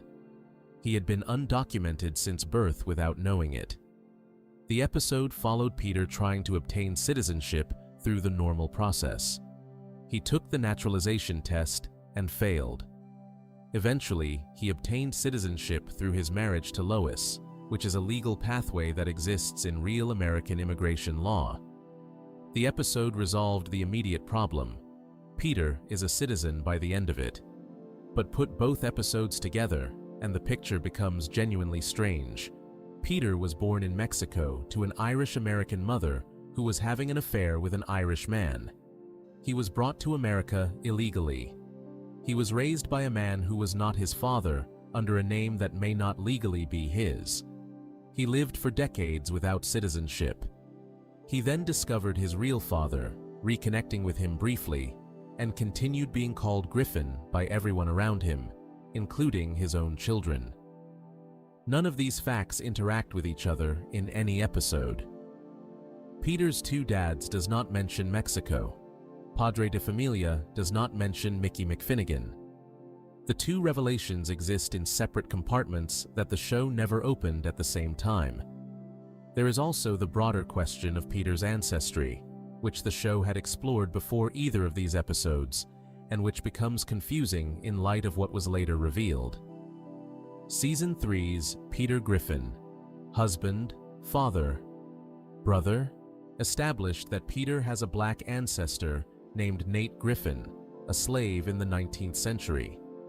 The episode used this to explore Peter's complicated feelings about race and about the fact that Lois's family, the Pewterschmidts, had owned Nate Griffin as a slave. But if Peter is biologically a McFinnigan rather than a Griffin, then Nate Griffin is not actually Peter's ancestor. The Griffin family tree, which the show treated as Peter's family tree, belongs to Francis's side of the family. Peter has no biological connection to it. Nate Griffin was Francis's ancestor, not Peter's. The entire premise of Peter Griffin, husband, father, brother, rests on a connection that Peter's two dads later revealed does not actually exist. The show has never addressed this. It has never had Peter reckon with the fact that the ancestor he learned about and the history he connected to in Season 3 was not his history biologically. It has never had anyone point out that the Griffin name and the Griffin history belong to a line Peter is not part of by blood. Mickey McFinnigan appeared in Peter's two dads and has been mentioned in a handful of later episodes as a reference. He has never been given a sustained storyline. He has never met Peter's children, who are his biological grandchildren. He has never visited Quahog. He has never had a conversation with Lois. He exists as an answer to the question of where Peter came from, and nothing more. Peter continues being Peter Griffin. His children continue being Griffins. The mailbox has not changed. The show is still called Family Guy, and the family is still the Griffins. And the name that belongs to a man Peter shares no blood with is the name that defines everything about how this family is understood. What the show established across those two episodes in Season 5 and Season 6 was that almost nothing about Peter Griffin's official identity is what it appeared to be. His name came from someone else's family. His citizenship had to be fixed through marriage. His birth country is not the country he lives in. His biological father is a drunk in Ireland whom he met once and has barely spoken to since. And then the show went back to calling him Peter Griffin, the family guy, living at 31 Spooner Street, Quahog, Rhode Island, as if none of those things had been said. What the Peter situation shares with every mystery in this list is the same essential shape. The show opened a door, showed you something real and complicated on the other side of it, and then closed the door and kept walking. The name on the mailbox is still Griffin. It will always be Griffin. The show decided that long before it decided Peter was a Griffin again, and the decision about the name was never going back. Before we move on, if you're enjoying this analysis, please consider subscribing. It helps the channel tremendously. But at least Peter's unresolved identity is something the show stumbled into across two separate episodes without quite realizing the full picture it was building. What comes next was built slowly and deliberately across many seasons, out in the open, obvious to anyone watching. A marriage that kept announcing itself as broken, kept being handed the tools to end, and kept finding a reason to stay together for one more episode before the whole cycle started again. Section 9. The Bonnie Swanson marriage that keeps almost ending. In Season 9's Foreign Affairs, Bonnie Swanson tells Lois Griffin something that should have been a turning point for one of the show's longest-running supporting relationships. She did not go to Paris to see museums. She did not go to see the Eiffel Tower. She went to Paris specifically to have an affair. She had thought about it, decided to do it, packed her bags, and boarded a plane with the deliberate intention of being with another man. Not because of a moment of weakness, not because of a drunken mistake, because she had decided her marriage to Joe was over in every way that mattered to her, and she wanted something different before she was too old to want anything at all. Lois was shocked. The audience probably was not. The signs had been building for years before that episode. Bonnie had been quietly signaling her unhappiness with Joe across multiple seasons, in ways the show kept presenting and then backing away from. She would say something that revealed the depth of her dissatisfaction, and then the episode would end, and the next episode would treat the marriage as stable again. Foreign Affairs was just the moment the signal became impossible to ignore, because Bonnie had stopped being subtle about it and bought a plane ticket instead. To understand how the show built this and then repeatedly refused to let it land, you have to go back further than Foreign Affairs.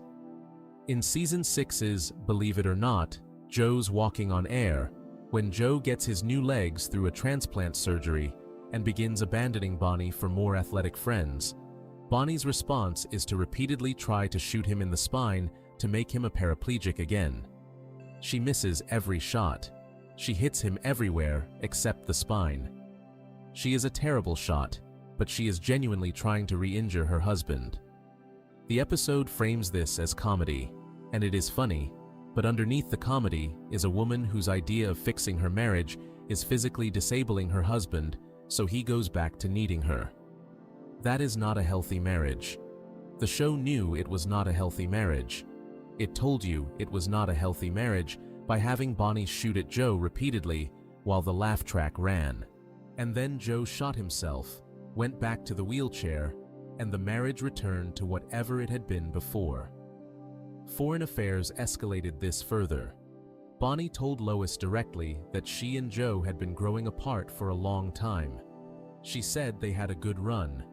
She used the past tense about her own marriage while she was still in it. She arrived in Paris, ready to follow through on leaving him emotionally, even if she had not yet left him physically. She found a Frenchman named Gerard and spent time with him. She came close. In the end, she did not go through with the affair.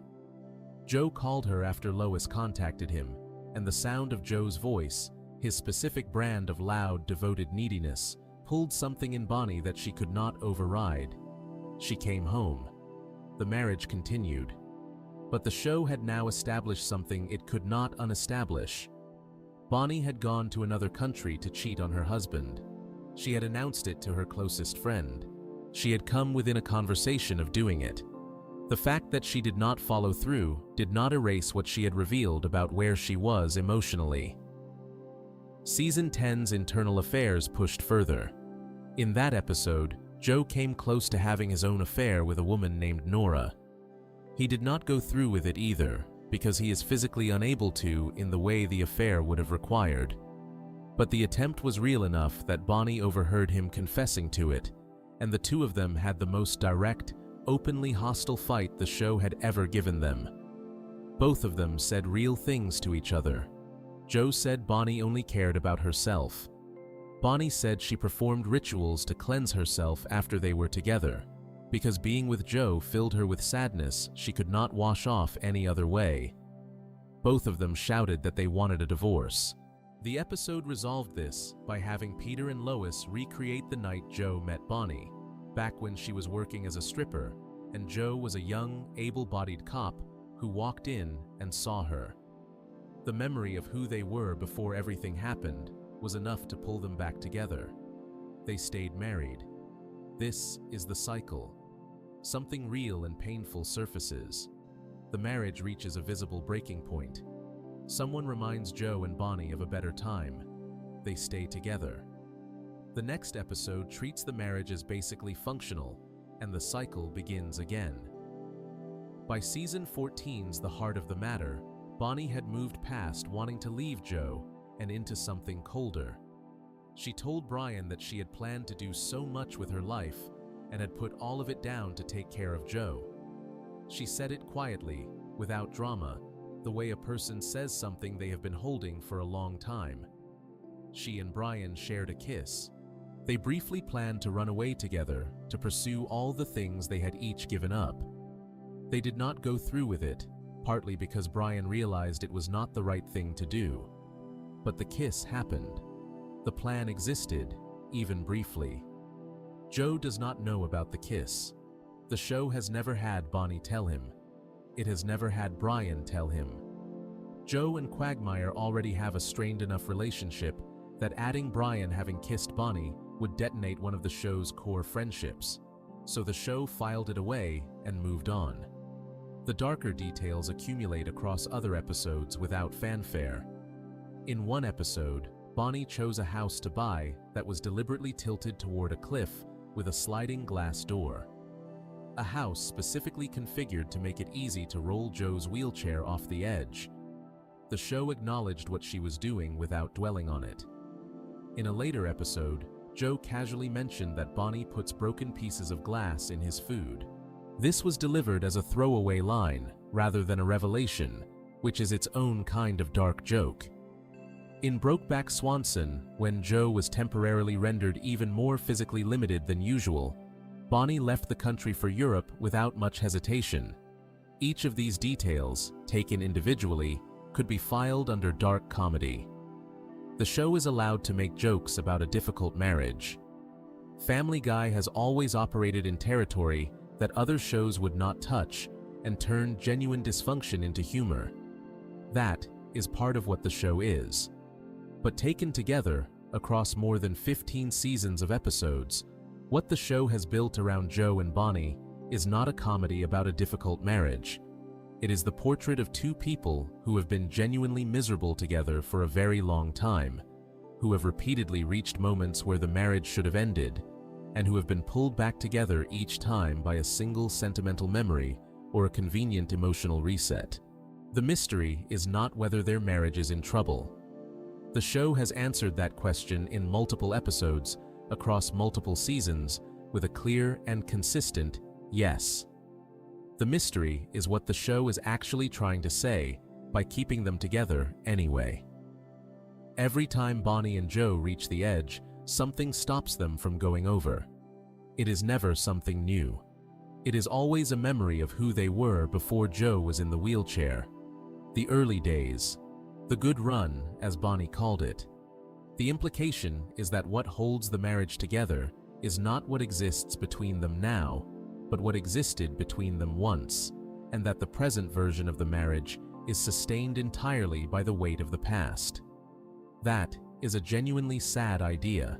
It is also an idea the show has never examined directly, because examining it directly would require the show to sit with Joe and Bonnie as real people in a real situation, rather than as supporting characters whose marital tension is available as a plot device when an episode needs it, and ignorable when it does not.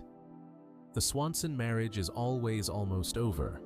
It has been almost over for more than a decade of episodes. The show keeps finding reasons to keep it technically intact, and in doing so, it has created one of the strangest ongoing mysteries in the series. Not what will happen to Joe and Bonnie, but whether the show will ever be honest enough about what has already happened to give them an ending that means something. They are still on Spooner Street. They are still married. Bonnie is still putting broken glass in the food, at least according to Joe. And the show keeps moving forward, episode after episode, treating the almost ending as something that can always be postponed for one more week. Before we move on, if you're enjoying this analysis, please consider subscribing. It helps the channel tremendously. The Swanson marriage is a mystery built of things the show said clearly and then refused to follow through on. What comes next is a mystery built out of a single moment of logic, so obvious that the show should never have been able to ignore it. Brian Griffin sat at a dinner table with Jesus Christ, watched miracles happen in front of his face, and then told everyone one season later that he had no reason to believe in God. The show never once asked how those two things could both be true. Section 10. Brian's atheism after meeting Jesus. In Season 7's I Dream of Jesus, the Griffin family has dinner with Jesus Christ. This is not a dream sequence. This is not a cutaway gag. This is the actual plot of the episode. Peter finds Jesus working at a record store in Quahog, recognizes him, and brings him home. Jesus comes to the Griffin house for dinner. He sits at the table with the family, and when Brian asks for proof that the man is actually who he says he is, Jesus performs miracles. Real ones, verifiable ones, right there at the dinner table in front of everyone. One of those miracles involved enlarging Lois's chest, which caused Brian's jaw to literally drop to the table. The animation showed it. The miracle happened. Brian saw it. Brian's physical reaction confirmed that what he witnessed was real and impossible, and something no ordinary person could do. Brian was at that table. Brian saw those miracles.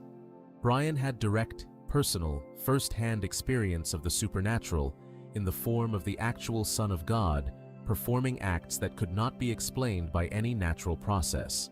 This happened in the show's own canon, in an episode that was not framed as a fantasy, or a dream, or a what-if scenario. It was real within the world of Family Guy. One season later, in Season 8's Not All Dogs Go to Heaven, Brian announced that he is an atheist. He said he has no good reason to believe in God. He said faith requires evidence, and he does not have any. He delivered this position with confidence and some degree of pride, the way Brian tends to deliver any position he feels strongly about. The episode built a storyline around his atheism and treated it as a genuine character trait rather than a joke. The show never connected these two things, not once. Not in Not All Dogs Go to Heaven, not in any episode since. Brian's atheism has been treated as a stable, defining part of his character in the years following Season 8, referenced occasionally when an episode needed to establish who Brian is. And the dinner with Jesus, the miracles at the table, the jaw dropping to the floor, all of that exists in the same show, in the same canon, one season earlier, with no bridge between them. This is the most purely logical, unsolved mystery in Family Guy. It does not require deep analysis of character psychology or long viewing histories or attention to background details. It requires only the basic ability to hold two facts next to each other and notice that they do not fit. Fact 1. Brian Griffin witnessed Jesus Christ perform miracles at his dinner table in Season 7. Fact 2. Brian Griffin declared himself an atheist with no good reason to believe in God in Season 8. These two facts cannot both be true. If the first one happened, the second one is impossible to sustain honestly. A person who watched the Son of God make something impossible happen 3 feet away from him cannot then claim with a straight face that there is no evidence for the existence of God. The evidence was right there. Brian was looking directly at it. The show does not acknowledge this. No character brings it up. Nobody says to Brian, "Wait, did you not have dinner with Jesus last season?" Nobody asks how his current position accounts for the miracles he personally witnessed. Brian makes his atheism argument, and the episode moves on, and the dinner with Jesus sits in the background like a fact that everyone has collectively agreed to pretend did not happen. There are a few ways you could try to explain this away if you wanted to be generous to the show. One is that Family Guy operates on the kind of loose continuity where individual episodes are mostly self-contained, and the writers do not always track what happened in previous seasons when writing new ones. That is true. The show does operate that way, but that explanation only tells you why the contradiction exists. It does not resolve the contradiction itself. Within the world of the show, Brian was at that dinner. Brian saw those miracles. That experience is part of his history, regardless of whether the writers of Not All Dogs Go to Heaven were thinking about "I Dream of Jesus" when they wrote their episode. Another possible explanation is that Brian has a habit of saying things he does not mean, or taking positions that serve his ego in the moment rather than reflecting genuine belief. Quagmire points something like this out directly in Season 8's Jerome is the New Black, in a long speech about Brian's flaws. Quagmire says Brian bases his opinions on wanting to seem smart and different rather than on actual conviction. That speech is one of the most quoted moments in the show's later seasons because it is so precisely accurate about the version of Brian the show had developed by that point. Brian is, by Season 8, someone who adopts positions partly for the social identity they give him. Being an atheist in the world, Brian moves through signals a certain kind of intelligence and independence that Brian wants to project. But even that explanation has a limit. You can adopt a position for social reasons and still have it be your genuine position. Plenty of people arrive at real beliefs through imperfect paths. The problem with Brian's atheism is not why he holds it. The problem is that he holds it while having a specific personal memory that directly contradicts it. His ego does not erase what he saw at that dinner table. His desire to seem smart does not make the miracle unhappen. The episode I Dream of Jesus was not quietly tucked away in an early season that the show had moved far past. It aired in season 7. Not All Dogs Go to Heaven aired in season 8. These are back-to-back seasons. The show was not operating with a decade of distance between the two. The writers who produced Not All Dogs Go to Heaven were working in the same building, in the same production season, not far removed from the people who produced I Dream of Jesus. The oversight is not ancient history. It is one television season. What makes this particular contradiction worth dwelling on is that Brian's atheism was not a throwaway detail in Not All Dogs Go to Heaven. The episode was built around it. The conflict of the episode came from Brian's stated lack of belief and how that sat with the rest of the family. The show was making a point with Brian's atheism, using it to explore something about faith and family and how people with different beliefs live together. It was doing real work with the character detail, which means the show was trying to say something meaningful about Brian and his relationship to belief while sitting on top of a piece of evidence from the previous season that makes the entire premise of that something impossible to accept at face value. Brian Griffin saw Jesus. Brian Griffin watched miracles happen. Brian Griffin's jaw dropped to the table, and he sat there in the presence of confirmed supernatural proof, and his body reacted to it the way a body reacts to something real and impossible.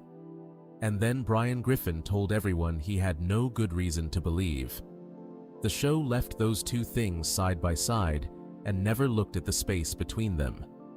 It is the simplest unsolved mystery on this list. Two facts, one season apart, pointing in opposite directions. And the simplicity of it is what makes it linger. You do not need to have watched every episode of Family Guy to understand what the problem is. You just need to have seen both of those scenes and been willing to hold them next to each other for a moment. Brian is still an atheist as far as the show has established. Jesus has appeared in Family Guy episodes since season 7, though not at the Griffin dinner table again. The miracle at the dinner is still in the canon. The atheism declaration is still in the canon, and the distance between them has never been measured by anyone in Quahog. Before we move on, if you're enjoying this analysis, please consider subscribing. It helps the channel tremendously. What is coming next is a mystery built on absence rather than contradiction. A character the show killed off, brought back without explanation, and then never asked to account for the years in between. Kevin Swanson was dead. Then he was not dead. And the story of what happened in the time he was supposed to be gone has never been told to anyone, including the parents who spent those years believing their son was never coming home. Section 11. Kevin Swanson, dead, then alive, with no explanation. Kevin Swanson was mentioned as dead in season 7, not shown dying, not given a farewell episode, not honored with a storyline that examined what his loss meant to Joe and Bonnie, who are his parents, or to the group of friends on Spooner Street who had known him since he was a child. He was simply referenced as having died in Iraq. The information delivered in passing in season 7's steroids, and the show moved on without pausing to let that land. That is a strange way to handle the death of a character, even a minor one. But it is not the strange part. The strange part came 2 seasons later. In season 9's Thanksgiving, which aired on November 21st, 2010, Kevin Swanson walked back into the show, alive. He appeared at the Swanson house during Thanksgiving dinner. He was there in person, physically present, sitting at the table. He had not died in Iraq. He had been living off the grid somewhere, having deliberately cut contact with his family and the military. He had gone absent without leave, which is a military term for leaving your post without permission, and he had been hiding ever since, letting his family believe he was dead rather than face the consequences of what he had done. Joe's reaction to this was one of the more genuinely charged moments the show had produced in its later seasons. Joe is a police officer. Joe is someone whose entire identity is built around duty, honor, service, and doing the right thing, even when it is hard. Finding out that his son had abandoned his post and allowed his own parents to grieve him as dead was not something Joe could absorb easily. The confrontation between them was real and uncomfortable in a way that felt earned. But here is where the mystery begins. Kevin explained almost nothing. The show gave him the fact of what he did. He went absent without leave. He hid. He let his family think he was dead. But it did not give him a reason that held any weight. The why was thin. The details of where he had been and how he had survived and what he had been doing during the years his parents thought he was in a grave were not explored. The episode moved through the confrontation and resolved it with the kind of speed that Family Guy applies to emotional situations when it has introduced more feeling than it knows what to do with. Joe and Kevin had their confrontation. The family had their difficult Thanksgiving. And then the episode ended. Kevin has appeared in the show since Thanksgiving, though not frequently. His appearances have not included any sustained examination of what his return actually meant. The years he spent hiding, the decision he made to go absent without leave, the experience of being a soldier who could not continue being a soldier. None of that has been given an episode of its own. Kevin came back, had the one difficult dinner, and was absorbed back into the background of the show without the show deciding what his story actually was. The death itself deserves some attention because of how casually it was handled the first time. Kevin was mentioned as having died in Iraq in Steroids, which was a season 7 episode primarily about Chris and Stewie. The information about Kevin appeared in a scene where Meg was expressing sadness about not having a chance to ask Kevin to be her boyfriend before he left for the military. Lois responded to this by telling Meg that Kevin would never have gone out with her anyway. The death of Joe and Bonnie's son was used as a setup for a joke about Meg being undesirable. The show did not stop to acknowledge what that death meant to anyone. It was information delivered on the way to a punchline. That framing tells you something about where Kevin ranked in the show's priorities at the time. He was a background character whose existence served the show when it needed a son for Joe, and whose death served the show when it needed a detail to build a Meg joke around. He was not a person the writers had invested in as a character with his own weight, but then bringing him back alive created obligations that the quick death had not. A death used as a punchline setup can be filed away. A resurrection requires explanation. If Kevin was not dead, then someone made the decision to tell Joe and Bonnie their son had died in Iraq. That information came from somewhere. The military notifies families when a soldier dies. Someone, presumably an official military notification, told Joe and Bonnie that Kevin was gone. That notification was based on Kevin being absent without leave, which is not the same as dead. The military would have known the difference. So either the military told Joe and Bonnie their son was dead, when what they actually knew was that he had gone missing and was considered absent without leave, which is a significant distortion of the truth, or Kevin found a way to make people believe he was dead that went beyond simply disappearing. Neither of those explanations is addressed in Thanksgiving or in any episode since. Joe is a police officer with connections to law enforcement and presumably to military contacts given his years of service. Joe is also a man who spent years believing his son died serving his country. If Kevin came back and revealed he had simply been hiding, the question of how the family received an official death notification becomes important. That notification shaped years of Joe and Bonnie's lives. It shaped their grief. It shaped whatever conversations they had about Kevin during those years and whatever private moments they spent mourning him. The show is not interested in any of this. Joe and Kevin's relationship after Thanksgiving has been used occasionally for brief comedic or dramatic beats, but the underlying situation, a father who believed his son was dead, a son who allowed that belief to persist, and the impossible work of rebuilding trust after something that large has not been given the space it would need to actually resolve into something meaningful. There is also the question of what happened to Kevin during the years he was hiding. He was a young man. He had apparently been surviving somewhere off the grid. He had a whole period of his life that his family knows nothing about and that the show has never illuminated. Where was he? How did he support himself? Did he have relationships during that time? Did he ever come close to coming home before Thanksgiving brought him back? These are not complicated questions. They are the natural questions that arise when any character returns from a long, unexplained absence. A show that was interested in Kevin as a person would have spent time with at least some of them. Family Guy instead treated the return as a plot device for a Thanksgiving episode and moved on to the next storyline before the dishes were cleared. Kevin Swanson is still alive, still occasionally appearing in the show, still carrying a history that has never been examined. His death was fake. His return was real. The gap between those two facts contains years of experience that neither he nor the show has ever been willing to look at directly. What makes his situation sit alongside the other mysteries in this list is the pattern it shares with all of them. The show did something significant, announced a death, reversed the death, brought the character back, and then declined to follow through on what that significance actually meant. Kevin was dead, and then he was not, and the show filed the whole thing under things that happened and moved on. He is on Spooner Street now, somewhere, still a young man who went to war and came back, changed in ways the show has never asked him to describe.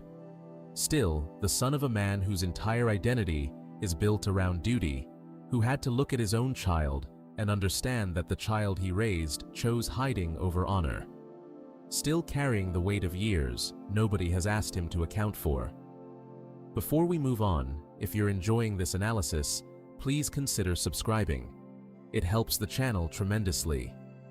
The show has one more mystery to offer before this ends, and it is the strangest one, because it is the only mystery on this list where the show never even pretended to have an answer. The chicken fights have been happening since season 2. Ernie the giant chicken keeps coming back. Peter keeps fighting him. The destruction keeps escalating. And across more than 20 years and dozens of episodes, the show has never once decided what any of it is actually about. Section 12. The chicken fights. What does Ernie the giant chicken actually want? The first time Peter Griffin fought Ernie the giant chicken, it was over an expired coupon. That is the actual reason. Not a long-standing grudge, not a territorial dispute, not a rivalry built over years of bad blood between two men who had reason to hate each other. Peter was given a coupon by a giant chicken. The coupon turned out to be expired. Peter felt disrespected, and the two of them fought each other through the streets of Quahog for several minutes before the chicken fell off a building and appeared to die. That was season 2. The episode was called Da Boom, and the chicken fight appeared inside it almost without warning, consuming a large chunk of the episode's runtime with pure, sustained physical comedy that had nothing to do with the surrounding story. It came out of nowhere. It went on much longer than expected. It ended with apparent finality. The chicken fell. Peter walked away. Peter. The episode continued. And then Ernie came back. He has come back in season 4, season 6, season 8, season 10, and in episodes across the seasons that followed. Each time the fight is longer, more destructive, and more elaborate than the last. The two of them have fought through restaurants, through office buildings, through moving vehicles, across rooftops, through historical locations during time travel episodes, and in Season 10's Internal Affairs, they ended up fighting each other in outer space after landing on Stewie's time pad during the middle of their brawl and accidentally traveling through history together. The fights are some of the most visually ambitious things Family Guy has ever produced. They are carefully choreographed. They go on for minutes at a time. They consume enormous amounts of the episode's runtime. The show clearly values them, clearly puts genuine effort into them, and clearly considers them one of the defining recurring elements of the series. And across all of it, across more than 20 years of escalating combat between these two, the show has never answered the most basic question the whole thing raises. What does Ernie the Giant Chicken actually want? This is not the same question as why do they keep fighting. The surface answer to that is simple enough. They fought once, they developed a mutual hatred from it, and now whenever they encounter each other, the hatred reignites. That is a standard feud structure, and it explains the mechanics of what happens when Peter and Ernie are in the same space. But Ernie is not a random force of nature. The show has established that he has a life. He has a wife named Nicole, who has appeared in episodes, and who is also a giant chicken. He has a job. He moves through Quahog as a resident, not as a monster or a villain in the traditional sense. He exists in the world of the show as a person who happens to be a giant chicken, the same way Brian exists as a dog who happens to speak and drive a car. The show's universe contains talking anthropomorphic animals, and it contains Ernie the giant chicken, and both of those things are treated as normal, which means Ernie is not fighting Peter, because fighting is all he does. He is fighting Peter because something specific is driving him back to that confrontation every time. And the show has never told you what that something is. The coupon explanation from Season 2 established that the original fight started because Peter got bad information and blamed Ernie for it. Peter's position, to whatever extent Peter has a position about anything, is that Ernie gave him a dud coupon and deserved to be attacked for it. That is Peter's logic, which is barely logic at all, but it is at least a starting point. Ernie's position has never been stated. He keeps showing up. He keeps fighting. He is clearly not trying to resolve the original dispute, because if he were trying to resolve it, the fights would include attempts at conversation rather than just immediate escalation to physical violence. He is not trying to kill Peter, because he has had opportunities across multiple fights to end things permanently and has not taken them.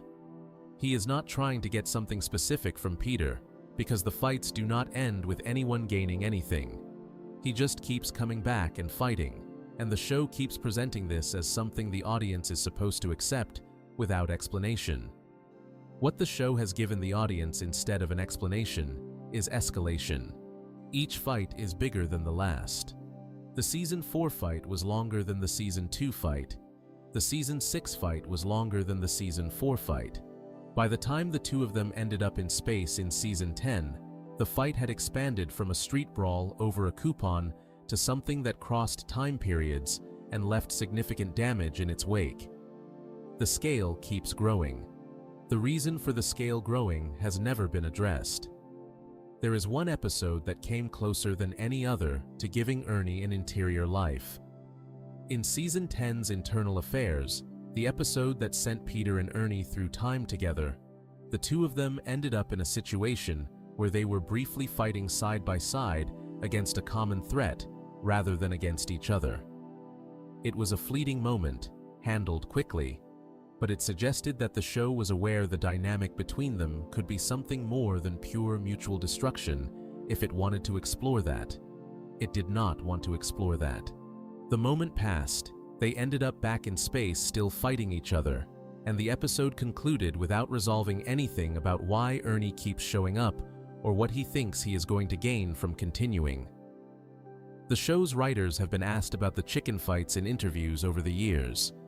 The general response has been that the fights are intentionally unexplained, that the humor of them comes partly from the fact that they appear without warning, and consume the episode with enormous energy and then end without resolution. The absurdity is the point.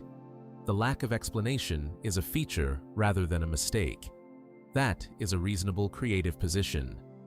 Unexplained things can be funny. The chicken fights are funny. The commitment to the bit, the sheer physical ambition of animating those sequences, the way they interrupt normal episodes like a freight train coming through the living room wall, all of that works as comedy precisely because the show refuses to domesticate it by giving it a logical foundation. But the chicken fights have now been running for over 20 years. Ernie has a wife. Ernie has a life outside the fights. He appeared in Season 10's Internal Affairs with Nora, a woman who was not his wife, suggesting that his personal life has complications that exist independently of his feud with Peter. He has been shown in a genetic research lab in the same episode. He is not just a punching machine that appears when the show needs action. He has context, he has a world, and that world has never been examined. The show has had more than 2 decades to give Ernie a single scene, a single line, a single moment in which he exists as something other than Peter's recurring opponent. It has chosen not to. Every appearance Ernie makes is in service of the fight. Every detail the show has revealed about his personal life has appeared as a background note inside a fight episode rather than as a starting point for understanding him. The expired coupon that started all of this is one of the most discussed moments in Family Guy fan communities, mostly because the show has never moved past it as an explanation while simultaneously building one of its most elaborate recurring bits on top of it. The coupon is both too small a reason and the only reason the show has ever provided.